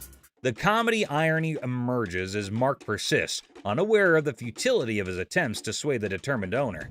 The owner bluntly shuts down Mark's pitch, labeling it a shakedown. Listen. No, you listen. You are not coming into my business and trying to shake me down. The dialogue becomes increasingly heated, with the owner refusing to entertain the supposed business opportunity. What would you call it? I call it a business opportunity. I'm not interested. Mark's exit is met with firm warnings from the owner. The situation ends humorously with the gym brawl. So watch this hulking bodybuilder guy, all muscles and bravado, strutting into a pawn shop with this wrecked workout thing that looked like it went through a blender. He was like a peacock on protein, thinking he set up a magic muscle worm. The shopkeeper, a guy with a face as serious as a freshly waxed dumbbell, raised an eyebrow at the smashed up widget on the counter. Hey man, I need to talk to somebody about this. This piece of junk I bought in here just a couple days ago don't work now, it's broken. Check out this masterpiece, our bodybuilder buddy declared, pointing dramatically at his broken workout thing. It's so messed up. I swear it's doing reverse squats by itself. The shopkeeper squinting at the wreckage, deadpan. Reverse squats, huh? Must be the newest gym craze. This thing obviously couldn't handle what I was doing on it, so 2 days later it don't even work, so. But our muscle hero was not giving up. Leaning over the counter, he claimed, "I want my money back." How about you just get my money, and then we won't have any more problems with this, but I need my money back. This thing's more of a comedy show than a workout. The shopkeeper, trying not to crack a smile, said, "Well, it's a one-of-a-kind piece, guaranteed to break the ice at any gym." Or what? Or what? There's gonna be a problem. How about that? What kind of problem is there going to be? Oh no, that's like a WWE scene. Our bodybuilder flexed his words and shoved the shopkeeper. "Give me my money or I'll turn you into a cardio machine for a month." And just like that, the pawn shop turned into a wrestling ring. Don't touch. Come on, come on, man, let's go. The shopkeeper, unexpectedly nimble, fought back and chaos replaced. It was like two sumo wrestlers battling for the last protein bar. Trying to play hero, two guards materialized out of thin air. They grabbed our bodybuilder and his busted gear, dragging them out. We got you. Bring a few more. All we need is bring all y'all out. Our muscle dude flailed around, still demanding his refund like a sad, deflated balloon. The pawn shop went back to normal. That's it, my man. Bring a few more. There's your machine, buddy. The art of negotiation. So let's see this guy walking into a pawn shop, allowing him to be the next big art dealer with a painting put away under his arm. He's giving off major, "I'm gonna hit the jackpot" vibes. The shopkeeper, with a sneaky grace of a cat burglar, checks out the painting like it's the Mona Lisa 2.0. Our confident guy also spins this wild tale about how the painting formerly belonged to Napoleon's pet goldfish, or some other crazy story. So what you got? I've got a painting from Peter Max. An original painting? Well, I got into a silent auction. The shopkeeper, poker-faced like a pro, goes, intriguing. You can virtually see dollar signs in his eyes as he dreams of making a fortune. Now comes the big moment. Confident guy bravely says, "I want $3,000 for this masterpiece." Let's see if she can close a deal. Yeah, what is the bottom line? 3,000. No way. The shopkeeper, still all mysterious and cool, smirks and says, "I can do 1,500, or you can hit the road." 1,500 and we got a deal. It's like a Western showdown, but with money instead of guns. It's a take it or leave it situation. The confident guy, looking a bit less sure of himself, decides to pull a classic move, pretending to discuss it with his imaginary art expert friend. Maybe it's an unnoticeable chum with an art degree. While our hero is deep in discussion with his invisible art critic, the shopkeeper, beaming like a Cheshire cat, decides to up the figure. I know there's a market for it. So $1,500 I think is pretty good. They need to take the money and run. He counts out $1,500, slams it on the counter as if to say, "Take the cash and run, chum," or say farewell to the deal of a lifetime. 1,500. All right. In the end, the confident guy, now looking further confused than confident, grabs the cash and virtually sprints out of the shop. And that is how a pawn shop turned into a comedy stage, starring Mr. Confident, the mysterious shopkeeper, and an oil with a Napoleon-connected goldfish. Art, my friends, might be priceless, or at least worth $1,500. Peter Max. Seat showdown comedy. In a strange pawn shop turned into an airplane seat sale, things got wild when a gutsy and unusual woman decided to turn the whole event into a comedy show. Picture her like a sneaky cat strolling over to a chair and ignoring the "don't sit" sign as if it were garbage. It was as if your rebellious grandma suddenly took center stage, tossing caution and posters to the wind.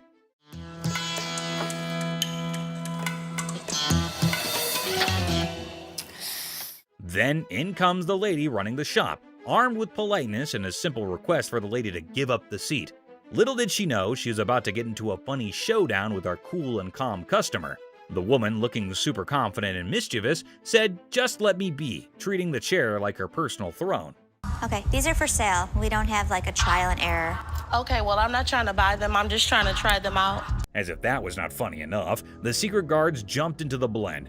The shopkeeper, determined to bring order back, tried nicely to get the bold woman out of her comfy spot. But our fearless main character was not having it, bravely declaring, "You cannot make me move." And what you can do is leave me the alone. Okay. Yeah. Then comes the guard trying to lift her off the seat. Suddenly, there's a big scene. The woman, now a pro at making a show, indicted the guard of bothering her and indeed threw in the surprise of claiming it was sexual harassment. The pawn shop turned into a stage for a solo performance, with our main character making up the script on the spot.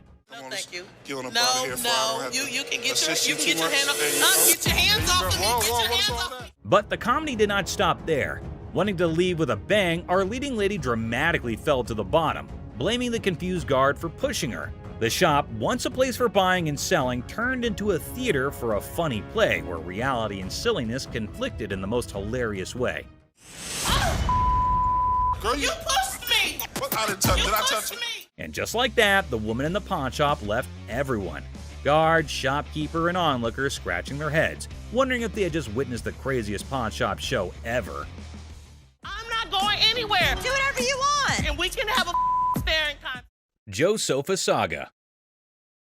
In a pawn shop full of weird and wonderful things, a guy named Joe was on a mission for the perfect SETI. The man was on a tight budget, but his bullishness was as high as his hopes of chancing a hidden treasure among the fine furniture. Well, here's the deal. I just moved from New Jersey, my wife and I. We just bought a house, and she sent me here. She said, see what you can pick up. Perfect, let's find some. He spotted a couch that looked like it had been through a lot. The man with a hopeful look asked the shopkeeper if they could clean it before he bought it. Little did the man know, this couch had a history. Spills, stains, and all sorts of weird stuff. The shopkeeper, trying not to burst into laughter, convinced the man it was a great deal without mentioning the hidden surprises. So inexpensive, right? Really? Yeah. I gotta tell you, man, that's nasty. Not giving up, the man confidently sat on the couch, comparing the dirt on it to his shoes. I'll tell you what, my shoes are cleaner than this couch. Then don't buy it. With a serious face, he said, I'm pretty sure my shoes are cleaner than this thing. He even tried to make a deal, $200 for the not-so-great couch. $397.77. Really? Well, I only got $200. It was a deal only Joe could find reasonable in the world of craziness. The real laughter started when this man, without thinking much, joked that if the couch were the shopkeeper's daughter, she must be a nasty one. The line between funny and awkward was getting blurry. We had a reupholstered and I gave it to Ashley. Is that right? Yeah. Is that your daughter? That's my daughter. She must be nasty, too. Out of the blue, a guard, called in by the offended shopkeeper, rushed in like a superhero. Joe was lifted off the couch and thrown out of the store, leaving everyone laughing. Yeah. Walk out. Walk out, my man. The pawn shop adventure had ended, but the story of Joe and the not-so-clean couch was sure to be a tale told with giggles and grins for years to come. Yes, sir. I'll go someplace else. That's the dirty D right there, baby. Comic pawn shop confrontation. Okay, a man is coming towards the shop. Wait, what? Is he coming to have something from the pawn shop? The man asking about her daughter means how creepy it is. Hello. I need to pick up some stuff for my daughter. Is it in pawn? Yes, ma'am. Laughter begins. Everyone around is intrigued to know what had happened to this man. Oh, another man entered into the argument. Let's see what would happen. Man accusing the shop owners of stealing. How crazy this man is, constantly accusing them of being thieves. No, I want the stuff. Yeah, but without the ticket, we can't give it to you. The man is constantly infuriating them and sees he has come out the carbon. Who knows what will be the end of this nonsense fight? Oh, they're about to have the piercing argument. I'm here, I want the stuff now. And what's he gonna do? The man called the guard to throw him out, but see, the man is not in control. He is constantly arguing and challenging them without knowing the fact of the danger he's really in.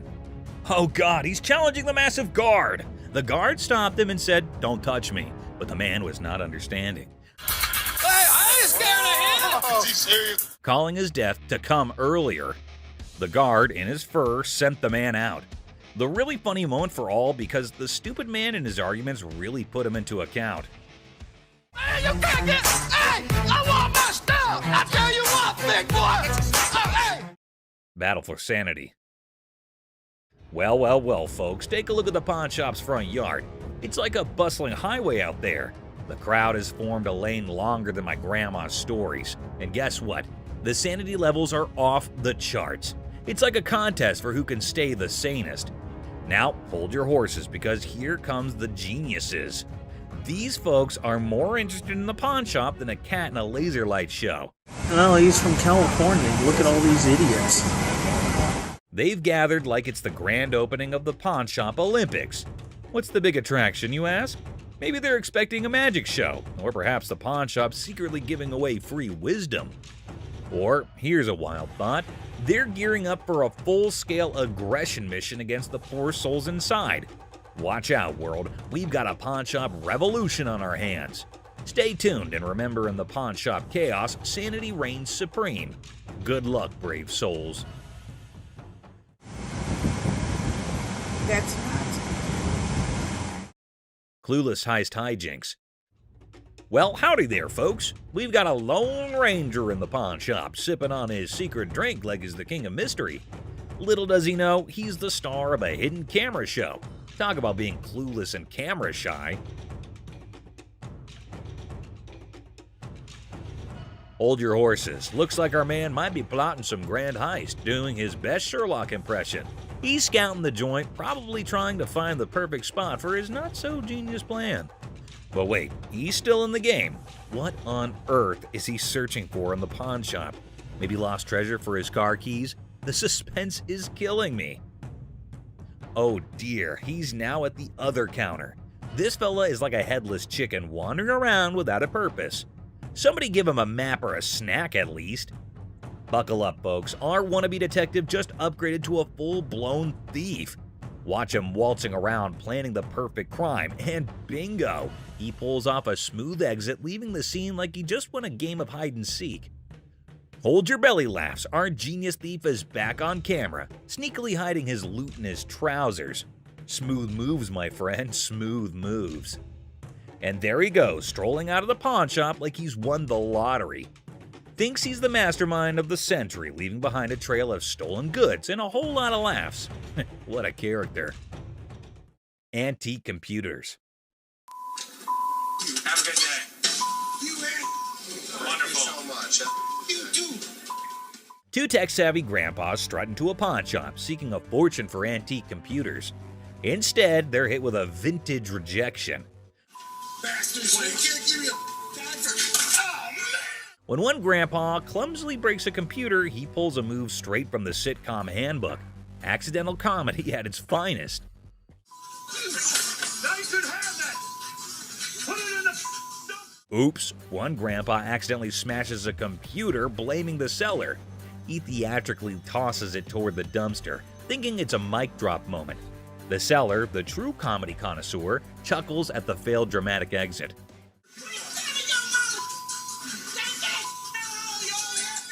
Here comes the queen of sass. A lady emerges roasting the old hillbillies and offering them an A-grade exit.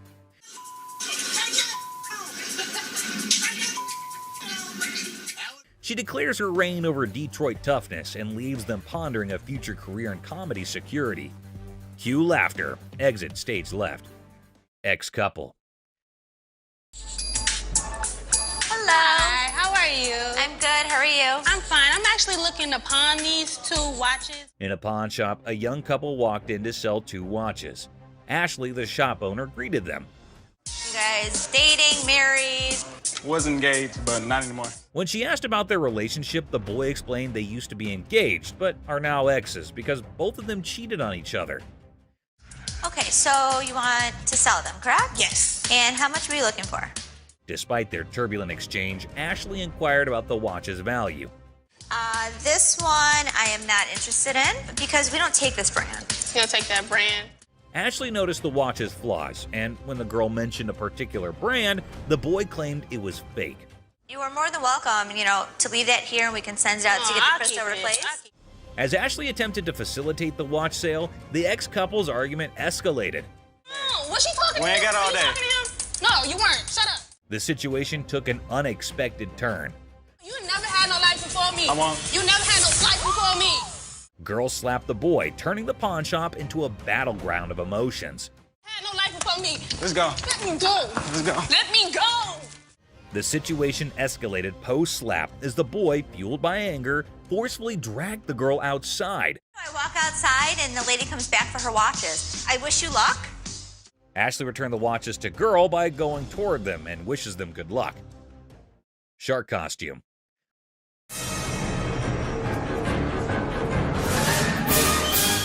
A fantastic character, half man, half shark, enters a pawn shop. Yeah, I'm a professional mascot during the daytime. At night, I'm a dancer. Claiming to be a daytime mascot and a nighttime dance sensation. $800, that's all I want. This guy is so bizarre. Les, skeptical, questions the shark man about his $900 financial request, leaving the room stunned. Don't they have those in Halloween costume stores? Les dismisses an awesome shark costume as a Halloween costume, but Rick takes it on, turning the pawn shop into a makeshift underwater comedy club, despite Ashley's rejects due to an unpleasant odor. See? It works. $800. Les, a pawn shop owner, is captivated by a customer who demands $800. You're missing a speeder. Oh my God. But when he reveals his naked self, Les's jaw drops. Hey, where's Ashley going with the naked guy? Tom, between amusement and disbelief, Les performs the quickest eviction in pawn shop history, leaving the customer high and dry. Ching Chong TV. Girlfriend's about to fly back home without me. I have no money. It's the only way I'm gonna be able to go. Right. I want $200 for it. 200 for that? A hat-wearing kid strolls into a pawn shop, hoping to score $200 for his TV. The seller, feeling frugal, counters with a generous $15. What brand is that? Ching Chong. The boy, trying to lighten the mood, drops a Ching Chong brand joke, turning a place into a comedy club for skeptical sellers. 200 for that? Yeah, never gonna happen. 13-inch TVs, I sell them for $15. Our persistent TV peddler keeps pushing for more cash for his 13-inch Marvel, but the savvy seller sticks to his guns at $15. Come on, please. I don't want to get stuck in a tray. The boy, desperate to impress his TV-loving girlfriend, gets sadder than a clown without his makeup. Girlfriend's about to fly back home without me. I have no money. It's the only way I'm gonna be able to go. Right. I want $200 for it. 200 for that? The seller, unamused, directs him out, ensuring love won't cost him more than $15 today.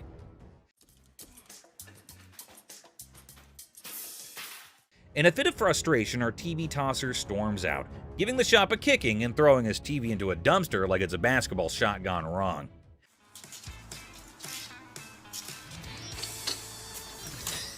The seller, shaken but not stirred, mutters, "Idiot," and commands him to exit. You're gonna make me leave? Pretty much. Get the f out of here. Get off my property. Asserting his control over the TV tossing theatrics. It's a dumpster diving comedy masterpiece in 3 acts. Brain, not brawn. I got a loan on my wife's ring. Yeah? And when I first started coming here, I got a VIP card. I got more on the loan. Now you guys put me to a gold card, and I get nothing out of it. A bald customer, frustrated over a loan on his wife's ring, seeks resolution from the manager over a VIP card upgrade and the perceived lack of benefits. Tensions rise as they discuss the situation. No, the VIP is the gold. They're both one the same. We offer a promotion at American Joy and Loan. It's called a Gold Card membership. It gets more money in people's pockets if they want to get a loan and allows you to save money if you want to buy something. The pawn shop employee tries to explain the gold card system's benefits, but the customer remains frustrated. I am hearing you, but you're not listening to me. Tensions rise as the employee insists on the procedure, leading to anger, questioning, and physical comparisons. You think this is funny? I don't think it's funny. I think that there's something wrong when you start hitting your head against the side of the window. Creating an atmosphere of animosity and miscommunication. What are you going to do about it? I'm not going to do anything about it. What are you going to do about it? The customer and employee engage in verbal sparring, escalating tensions. Whatever I have to. You need to get out of my face, bro. Okay, I'm sorry. Let me scoot back. Really? The guard asserts their position, urging the customer to step back. The customer refuses, escalating the confrontation, leaving the atmosphere charged with hostility and unresolved conflict. Hell no. You want some? Whatever you got to bring. Come on. The customer's unwelcome invitation intensifies, leading to an unresolved atmosphere. That's what I thought. The customer's confrontational tone suggests a potential fight, escalating tension and the possibility of a physical altercation. Volkswagen van. Good. I'm Les. John. What the hell is it? This is a 1968 Volkswagen van owned by Dr. Death, Jack Kevorkian. Hold on to your seats. A 1968 Volkswagen van, once owned by Dr. Death, rolls into the pawn shop. Les is on the case, exploring this piece of history. Weirdness level maximum. I have everything documented. How much do you want for this thing? I'm looking to get in the six figures. The seller dreams of six figures for the van, but reality check. 20 grand? No. 25 grand. Negotiations go from 20 grand to a wild coin flip for 30 grand. Les, you mad genius. Oh my God, my dad's gonna leave everything to chance on a $20,000 coin flip? What are you doing? Seth and Ashley can't believe Les's coin flip antics. He's risking 20 grand just for a chance at 30 grand. The drama unfolds like a high-stakes comedy.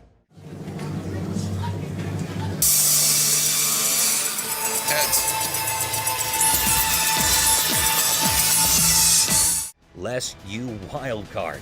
The coin flip drama continues, with drum roll and laughter.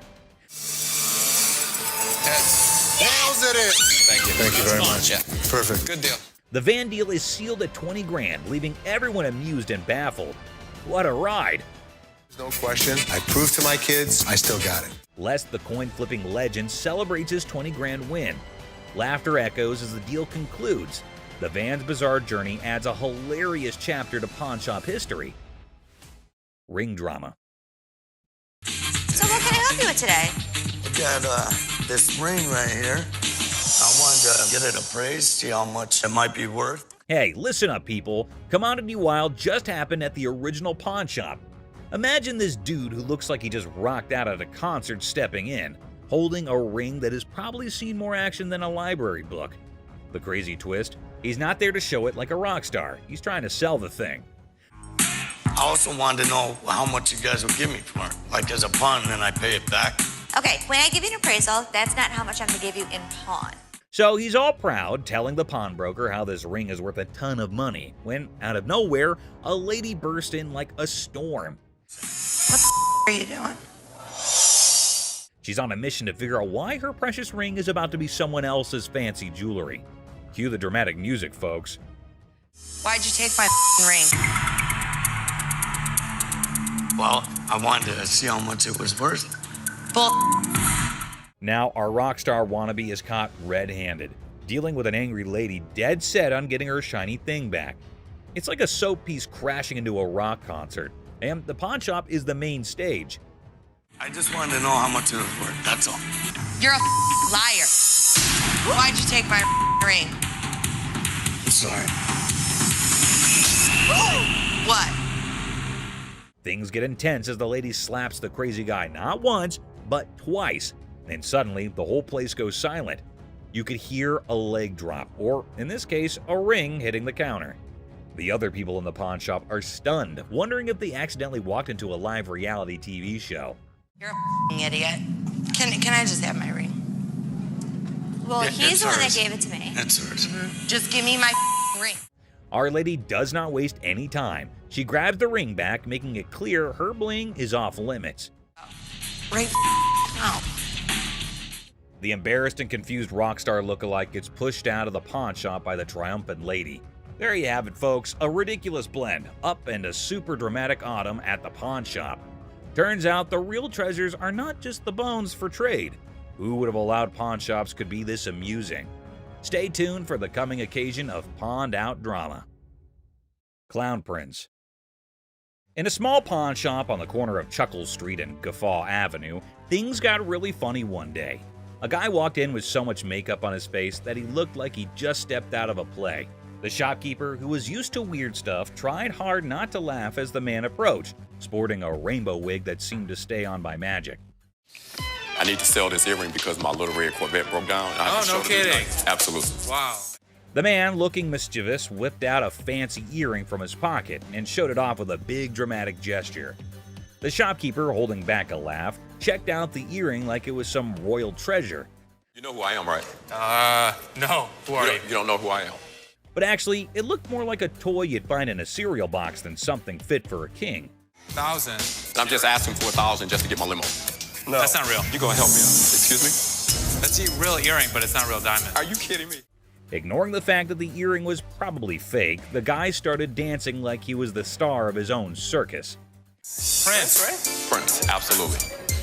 Wow. He even gave himself a royal title, calling himself Prince. The shopkeeper, now thoroughly entertained, clapped along as the guy did his goofy dance.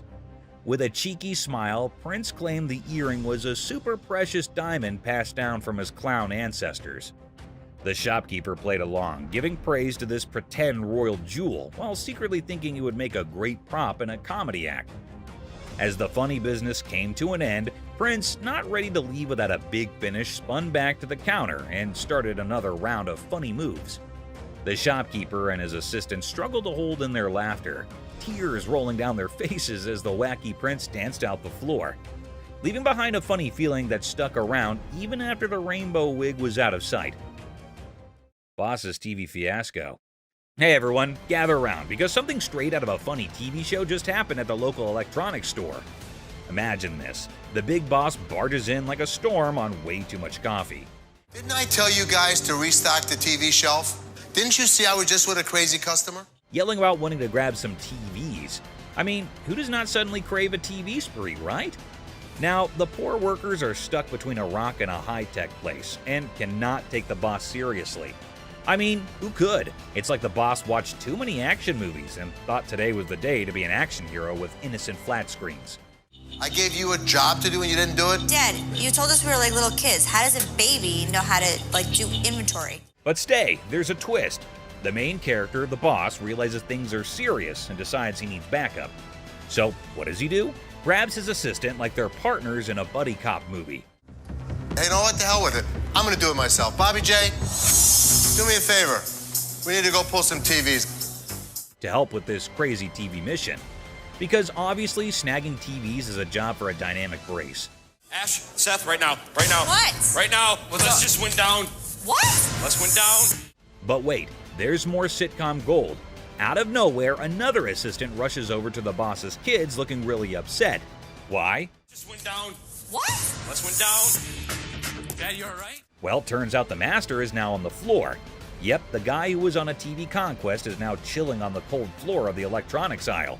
Well, we have an emergency here. What happened? Did he say something hurt? No, he didn't say anything. We're pulling TVs. They call emergency services because apparently this is not just a shopping spree. It's a full-blown crisis.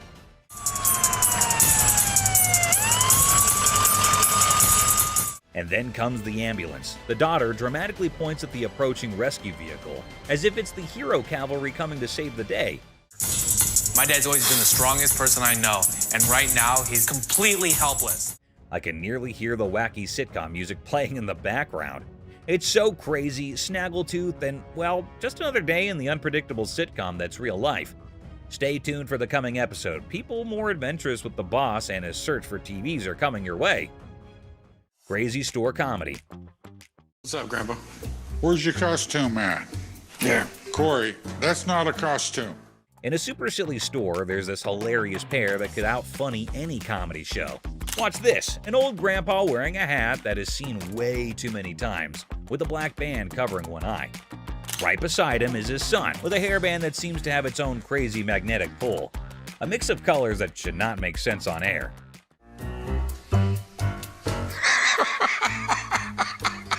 What? So, a regular customer walks in thinking they're just here for a normal shopping trip. Little did they know, a comedy explosion was about to happen. The first person they notice is the son, and they burst into laughter. "What on earth are you trying to be?" they ask, still giggling from the unexpected fun. What are you supposed to be? It's obvious I'm Justin Bieber, America's heartthrob. With a serious face, the son proudly says, "I'm claiming to be Justin Bieber, the American singing sensation." The secret? It's all in the hair. The customer laughs even more, realizing these two are a riot. Roy Rogers? I'm Rooster Cogburn from True Grit. But the real comedy star is Grandpa, strutting around like a rooster king. Feathery hat, confident crowing, he is turning heads. The customer, almost out of breath from laughing, asks, "What is your grandpa pretending to be?" Slightly holding back laughter, the son answers, He is the legendary Rooster Kern. Shows up once in a lifetime to make people laugh. Yourself. Antoine, what are you supposed to be? The world's biggest baby. Just when effects seem crazy enough, another character appears. A guy dressed like the world's biggest baby. The customer, nearly crying from horse laugh, realizes they have hit the jackpot of comedy. In this shop of customer craziness, laughter is the currency. These funny characters are the kings of comedy, making everyone laugh and showing that occasionally the best service is the one that comes with a big dose of funny. Pawn Shop Riddles. Look how stupid this question on Pawn Stars is. In this hilarious rant, the speaker dissects a seemingly absurd question about fake items in a pawn shop. A over 1,000, B over 5,000, or C over 10,000. The logic behind the options A, B, and C is dissected with comedic frustration. Well, if the answer is C, the answer is also A and B. Because if it's over 10,000, it's also over 5,000, it's also over 1,000. The speaker expresses disdain for the question, claiming that if the answer is C, then A and B are also correct. I mean, most of the shit that comes into the pawn shop has got to be fake. They've been in business for years and years and years. The absurdity of the question and the presumed obviousness of the answer are highlighted. God, what a stupid question. The speaker ridicules the question's simplicity, asserting that there's no way to get it wrong. The tone is sarcastic as they emphasize the lack of challenge in the question. Anticipation builds as the speaker eagerly awaits the genius-revealed answer. The expectation is set for a straightforward solution to the seemingly senseless question.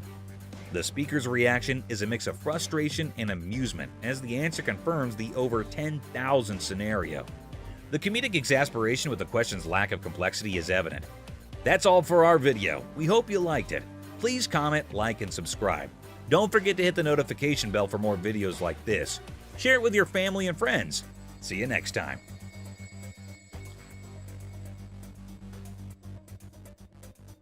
I mean, most of the shit that comes into the pawn shop has got to be fake. They've been in business for years and years and years. God, what a stupid question.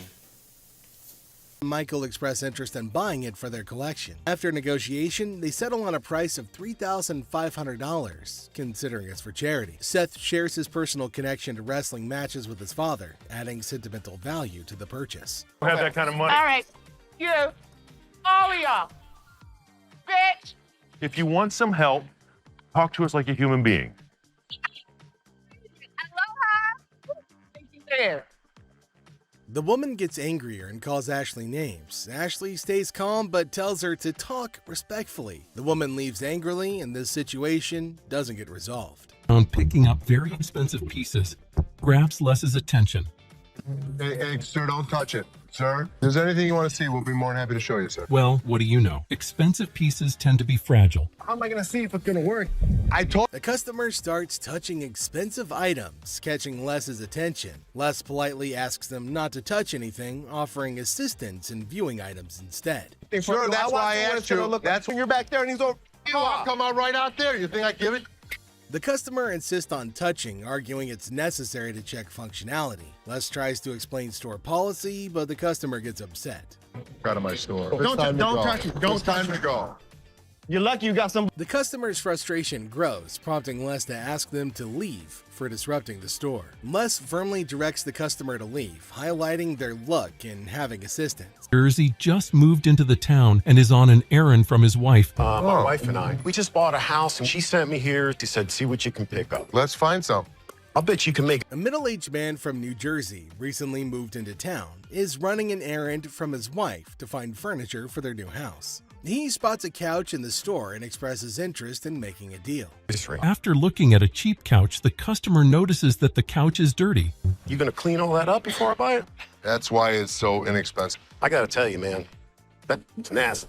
Our used furniture sometimes has things on. While checking the couch, the customer notices its dirty condition and questions if it'll be cleaned before purchased. The store attendant explains that the low price reflects its used status, which includes some dirtiness typical of secondhand items. Really? Well, I only got $200. After sitting down to give the couch a try, the customer begins being disrespectful to Les. And let me try this out, man. What?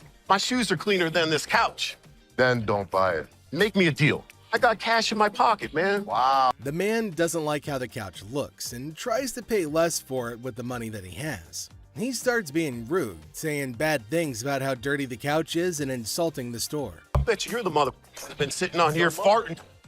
This was actually my couch. We had a reupholster and I gave it to Ashley. When the comment reaches Ashley, Les's daughter, Les has enough of this customer. Is that your daughter? That's my daughter. She must be nasty too. The customer's derogatory comments extend to Ashley, Les's daughter, who works at the store. Les, the owner, has had enough and confronts the disrespectful customer, defending his daughter and the store's reputation. How are we doing anything? Les decides to end the interaction, urging the customer to leave the store. The customer, unwilling to change his behavior, decides to go elsewhere, ending the encounter on a sour note. Excuse me. Hi. Hi, I have a question for you. Yeah. Okay, I went to get my purse back to make my payment. She's telling me this is expired. That's my purse right there. That one right there is black one. So I want to know why it's out there. A girl approaches Ashley in the pawn shop with a question about her purse. She claims that her purse, which she points to, was wrongfully labeled as expired, and she demands to know why it's out for sale. My purse right there. How do you know that's your purse? Because I know my purse. Here's the money. I want the purse. Want that? If you don't give me the purse, I'm going to climb over the counter and get it myself. Just give me my purse. The girl argues that the purse refers to her and displays money, as evidently, Les decides to eject her from the shop, ending the encounter. You guys seen the 32 Roadster? I haven't seen it, son. Someone probably stole it. It was parked in the warehouse. How could someone steal it? A high-tech thief could get into this warehouse easy. Rick becomes anxious when he learns that Corey took the expensive 32 Roadster to the gym, fearing potential damage to the valuable merchandise. Have you guys seen the 32 Roadster? I haven't seen it, son. Someone probably stole it. It was parked in the warehouse. How could someone steal it? A high-tech thief could get into this warehouse easy. All you have to do is cut a hole in the roof and lift it out with a helicopter. To pick the lock. And the conversation shifts to the possibility of the Roadster being stolen, with various theories proposed, including high-tech theft methods like using helicopters or hacking into security systems. Roadster around? I'm not driving it around. I just took it to the gym. That's driving it around. The thing is in perfect condition. What if you wreck it? What if you ding it? What if you scratch it? I'm not an idiot. I'm your partner. Rick says he didn't drive the Roadster just for fun. He says he only took it to the gym.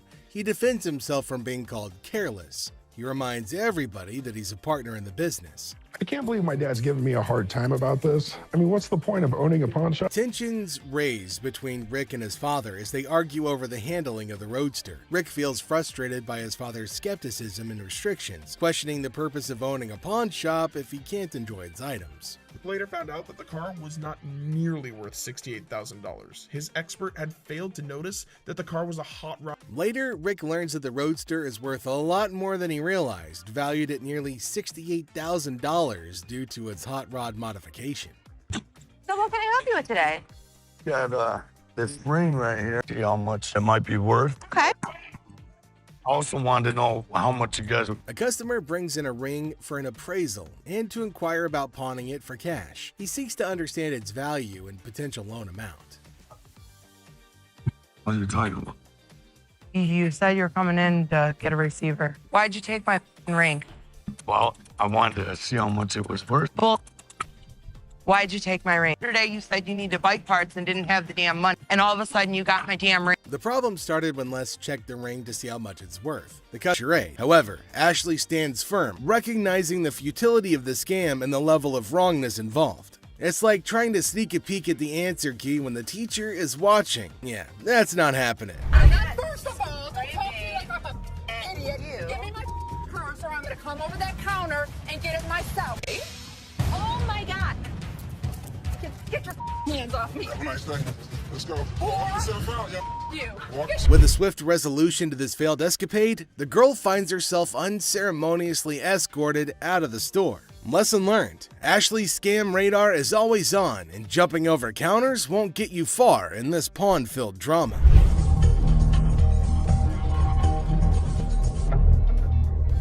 All right, deal. I think I got a good deal, and I know I'm gonna be able to make some money on it. I can't believe you spent that much.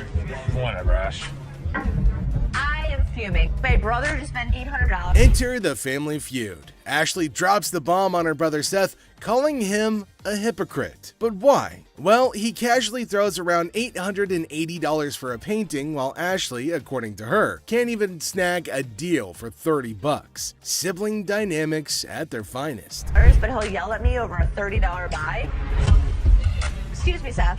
What, Ash? I was just out there watching you do a buy for $880. So instead of working, you're watching me. I was out there, and you bought something for $880 when you gave me such crap about that $30 roulette table. I'm not buying plastic. I'm buying stuff that we can actually resell without a problem. We'll never resell that. They will sit in the back and rot. Are you kidding? We'll put it around the showroom corner. We're gonna make $1,000 plus on the deal. Really, Ash? You know I'm gonna be upset. The plot thickens as Ashley confronts Seth about the apparent double standards. She probes into the intricacies of spending $880, questioning how bad it could be. Seth, in classic sibling fashion, argues that his purchases are all about resale value, a concept he conveniently forgets when it comes to Ashley's shopping habits. According to him, he's the revenue guru. You are just a hypocrite. She was just being ridiculous. I just want her to stop talking. Ash, what do you want from me? Apologize to me. Apologize? Apologize because you're such a hypocrite. You know what, Ash? I'm sorry. I'm sorry that you're a bitch. You, Seth. You're such an ass. I am not going to forget the situation anytime soon. Seth better watch his back. Things heat up as Ashley demands an apology. Seth takes a nosedive into being the ultimate a-hole, apologizing for an $880 buy. Oh no. Instead, he hits her with a sorry not sorry for her supposed attitude, topping it off with a charming label. Well, let's just say that it rhymes with witch. Sibling rivalry reaches a whole new level on this show. There's two guys out here that are saying they were scammed out of their laptops, and that whoever did it is working with one of our guys. You want to come out and talk to him? All right. Thank you.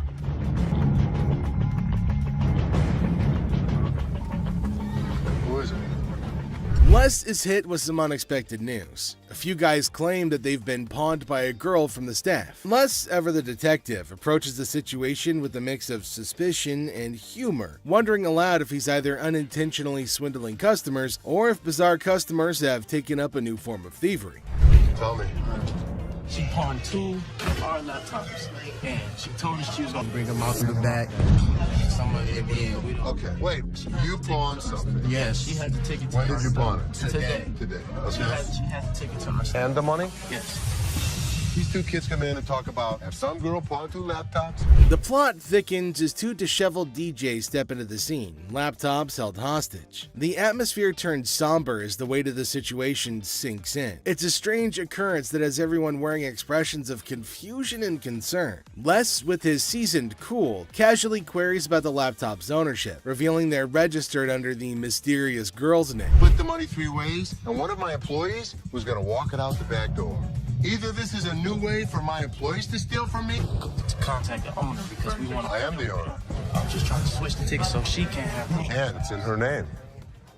No, that's why I wanted to know if I can't do it. The tension rises, but Les doesn't crack under pressure. Maturely handling the situation, he asserts that he needs the lowdown to work his magic and get those laptops back where they belong. It's a pawn shop mystery, and Les is the detective determined to unravel the peculiar case of laptops and loyalties. Because your sign is saying that I can get 30 days of free cash. If you're a new customer with us, first 30 days, you can get interest-free loan. You only pay $1 per store. But it's saying if I brought a friend with me that I could get 30 days of free cash. It's for an interest-free loan. Okay, so there came a woman at the counter. Let's see what she's gonna come up with. Is she asking for free money? I think she might possibly be mad, though it is kind of funny that she's got enough courage to come up and ask for money without investing anything. Now, the lady at the counter frowned and asked her if she paid or not. Intriguingly, she hasn't paid anything, but she's still asking for money. Holy shit, what's wrong with some people? You're just misreading it. No, It's you're your misreading problem. it. That's not what the y'all sign is saying, bitch. It says I get free cash for 30 days in this month. You're not getting no free cash. Where does it say that? Who told you to get it? You didn't. I'm not talking to you. I need my cash. I need my cash. It says it right here. Free cash. Oh, and to make matters worse, she started shouting at her. Everyone around started looking at her, wondering what the hell was going on. Seth and Les get a little furious as everybody's just standing around trying to figure out what's going on. She started bullying her, but the lady tried to explain to her again that she misunderstood the agreement and they're not just gonna give her free cash. But this lady's just not listening to anybody. Well, Seth then enters, so who knows what's gonna happen now. If you get a loan and you refer a friend, you can get 30 days, interest free. That doesn't mean we're just gonna hand you cash. What do you have to pawn? Come on now, you don't have to God. I'm the Don't screaming. Can you read? Read what it says. I can read. I can read. People was waiting to get her. You don't have to pawn. Shut the Les entered and asked her whether she read the whole document or not, and she was not listening and constantly arguing and pointing to them as if they had done something wrong. Meanwhile, other women decided to intrude, and oh my god, it's gonna be funny. Looks like they've all decided to have a fight in the pawn shop. Wonder how that's all gonna end. And it looks like Les is gonna join in too. The other woman that just jumps in the middle. You gotta get in that line. People gotta get out your ass. You gotta go.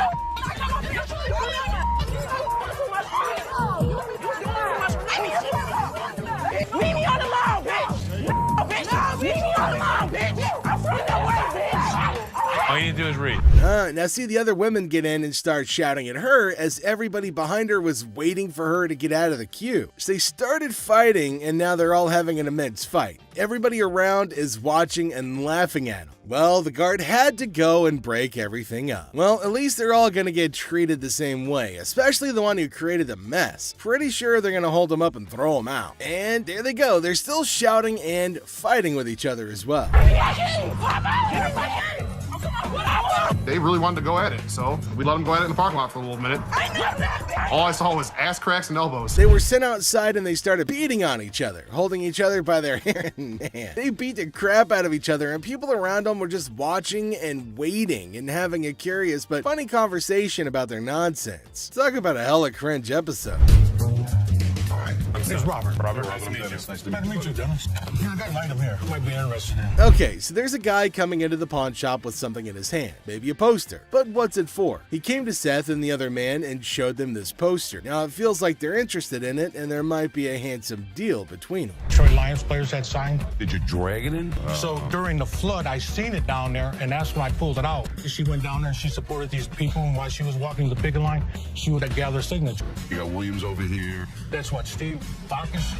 This is the first time a guy actually brought in and I just got on the picket line because I'm on strike right now myself. We've been on strike for almost 3 months now. $1,000. He started describing the poster that's mainly about the protest of people in history, and it's got lots of signs of well-known people and has got a lot of worth. He explained everything in one go and demanded a heavy amount for it as it was really valuable to him. Seth told him that it's got some stains on it, and it's no doubt the same poster of historical strike, which made it worthy, but for him it might make a lot of difference. Hate the condition of it. I understand, and I You gotta understand when it comes down to collectors, everything is about condition. Absolutely.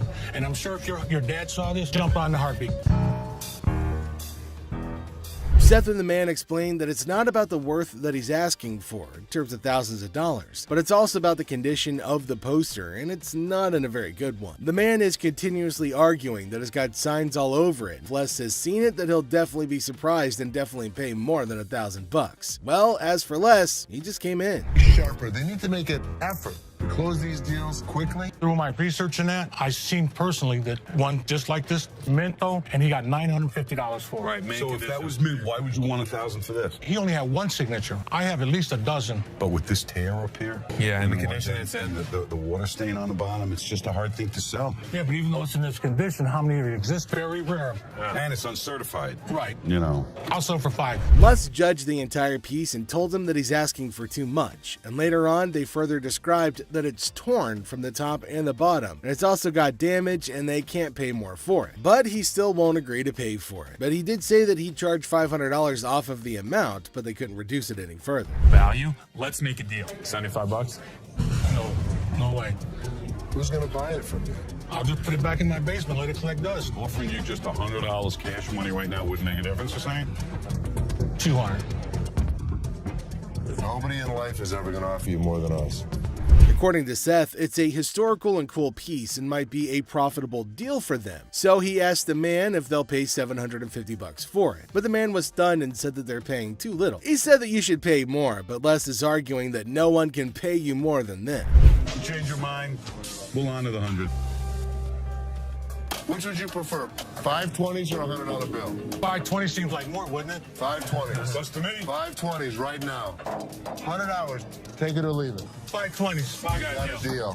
$100. Thank you. Thank you.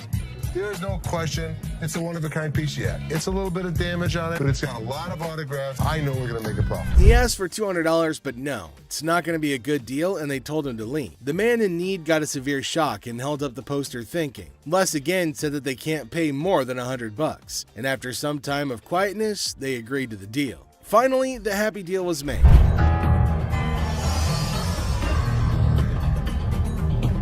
This the guy? Right there. Here they come again. Les? Hi, how are you? I'm attorney Kyle DeQueef. So there's a man, probably an attorney with two ladies along, coming inside towards Les at a pawn shop. Now, Les knew about it before. He asked for Les, and fortunately, he was at the counter. He asked why they had arrived at the store. He's retained me to represent her in regard to a ring. Okay. My client brought in a $10,000 ring here, and she wants to either collect the remaining money owed to her on the ring or get the ring back. She's got a receipt. Let me explain to you. This is a counterfeit ticket. He said that he came here for the ring, which they bought from these ladies for $10,000, but they didn't pay and gave them the receipt. Now, he put up the receipt and showed it to Les and accused them of cheating and stealing from the women and taking their expensive ring. But Les was cool and controlled his anger. Whoever produced this ticket didn't understand this is the amount of numbers that are here. Okay. Number two is state law mandates that we print the law in a 12-point font. Okay. This is much smaller. That is some bull. It may be bull, but that's the truth. I don't know how I got mixed up, but There's the game-changing point. Les, after listening to him, explained that he will reveal the truth now by showing the real receipt that they had. He went and came back with real receipts that they've been giving to the customers. There, he spotted major differences. He notified him of the major changes in the receipt that he brought. The man looked rather weak and stunned in response. printing wrong or whatever, but this is the ticket he got from here. He didn't get it from him. He didn't get it from him. So now we just liars and we just come I'm not saying that you are. So you're trying to send my son a lie. I wish I had better news for you, but That's bull. That's bull. The numbers don't match up. The paper stock doesn't match up. This is a fake. Now you side with them. You're not representing us. If I don't get my ring or my money for them, how you gonna get paid? The attorney turned to the women, but oh my god, they're still accusing Les of having given them the wrong receipt and asking the attorney to take the money from Les. The man, being down on himself as you can see, argued with. The man showed the evidence to the ladies and told them that they were having the wrong receipt, but they continued to argue. The ticket, how about that? No, I don't believe that the store gave you this ticket. Nah, well, I don't believe you a real attorney. We ain't got it right. This bull. Somebody better give me my money. he's my attorney. You, him, security. Have a nice day. Nah, you got me, bitch. Sorry, young man. The ladies started harassing both of them and started using personal attacks. They were all arguing amongst themselves. Pretty crazy. The attorney went back as he can't do anything for the ladies. How are you? I'm doing okay. What can I help you with? Either trying to get a loan on it or you guys can buy it. Trying to sell it for maybe like $150. $50. Why is it $50? The certificate and everything is in there. And the bag costs actually way more than that. Well, if you can tell, it's actually stained Okay. all through here. I'm trying to sell it for $150 or get a loan for $75 instead of the $50. Yeah, I wasn't interested in more than 50. If you know purses, then you know the As our unsuspecting customer strolls into the kitchen at Chaos, little does she know what's cooking today. Ashley, patiently bracing herself for another round of absurdity, politely inquires about what the customer's looking to offload. The girl, blissfully unaware of the purse's actual value, confidently suggests a price that's almost a steal. It costs way more than that. Okay, but I'm not going to pay you for the amount that you think it's worth because it's stained. This is not one of the newer ones. This is not this season. I know about purses. It was torn. It was stained. It's not even the last season's bag. The thing is old. But you still willing to buy for $50 though, so if it wasn't worth And now the plot thickens. The lady asserts that if Ashley truly understood purses, she'd gladly accept the offered amount. However, Ashley, standing firm in her claim that the purse is torn and not worth more than $50, creates a hilarious clash of valuation difference. we even say $50. So they didn't didn't say it wasn't working. Can I talk to somebody else? I don't want to talk to your pepperoni looking ass. Can I get somebody My pepperoni looking ass. Pepperoni ass? I don't even know what that means. She take a look at her own ass? Can I get somebody else to talk to? It don't even matter. I don't have to talk to you. And I don't talk to you either, so why don't you go home? Leave Can our I talk to store. somebody Nope. else? Why do I have to talk to you? Because You I'm the disrespectful. manager. I'm disrespectful and you call me a pepperoni ass? Ugly ass bitch. F you. And it's time to cue the drama. Ashley throws out the bold figure of $50, and it hits the customer like a curveball she wasn't ready for. Feeling the heat, Our Lady teeters on the edge of diplomacy and blurts out the unforgettable line. She labels Ashley a pepperoni ass and decides that she'd rather chat with anyone but her. Talk about spicing up negotiations. 3 males walked into a pawn shop. One of the suspects stood at the door as a lookout while the other 2 suspects walked directly over to the display cases. So, like, these 3 guys roll into the pawn shop, just casually strolling in. The other 2 guys, they head straight to the fancy display cases. It's all got suspicious vibes. And then, bam! One of them whips out a sledgehammer and starts smashing the glass. Things are starting to get pretty wild. At some point, a customer from the place is seen leaving calmly while the lookout tells her to hurry up. The suspects appeared to be wearing heavy-duty gloves in order. At one moment, a person from the shop strolls out all calm, and someone's keeping an eye on her, urging her to speed up. The people thought to be involved seem to have on these tough gloves, maybe so they don't get any cuts. Not to get cut while removing the glass from the cases. Both suspects placed the jewelry and many other valuables in the bags. So when they took off the glass from the cases, both of them put the jewelry and lots of other valuable stuff into bags. After that, they hightailed it out of the store in a black Mercury marquee. Case at? Where the case at? Where is it at? Where he put them on? The guy storms into the pawn shop all worked up and starts shouting about a missing case. He's demanding to know where it is, and he appears to be accusing the staff of removing it. The feeling of stress in the air is increasing, and it's obvious that something is wrong. Not take games, take your wild man. That's the way it came in like the kids. You gonna act like I ain't got no sense? He's accusing us of taking games out of his unit. Look at the ticket. It never said with game. The atmosphere gets even more intense as the guy accuses the pawn shop of messing with his games. Les, the cool guy at the pawn shop, stands his ground. The customer's getting more agitated, making accusations and even talking about blowing up the place, which is just adding to the chaos. At that point, man, you can get your arms up off belly and none of your body parts on me, bro. After all the stress I have, the last thing I need is a customer causing a scene. Despite the escalating situation, Les stays calm. He tries to talk sense into the upset customer, especially with a big event coming up the next day. I know how to mother walk. I ain't illiterate because I ain't part of the week. And y'all motherfuckers in my middle row and put them games in there. And you wasn't even standing there when I positive.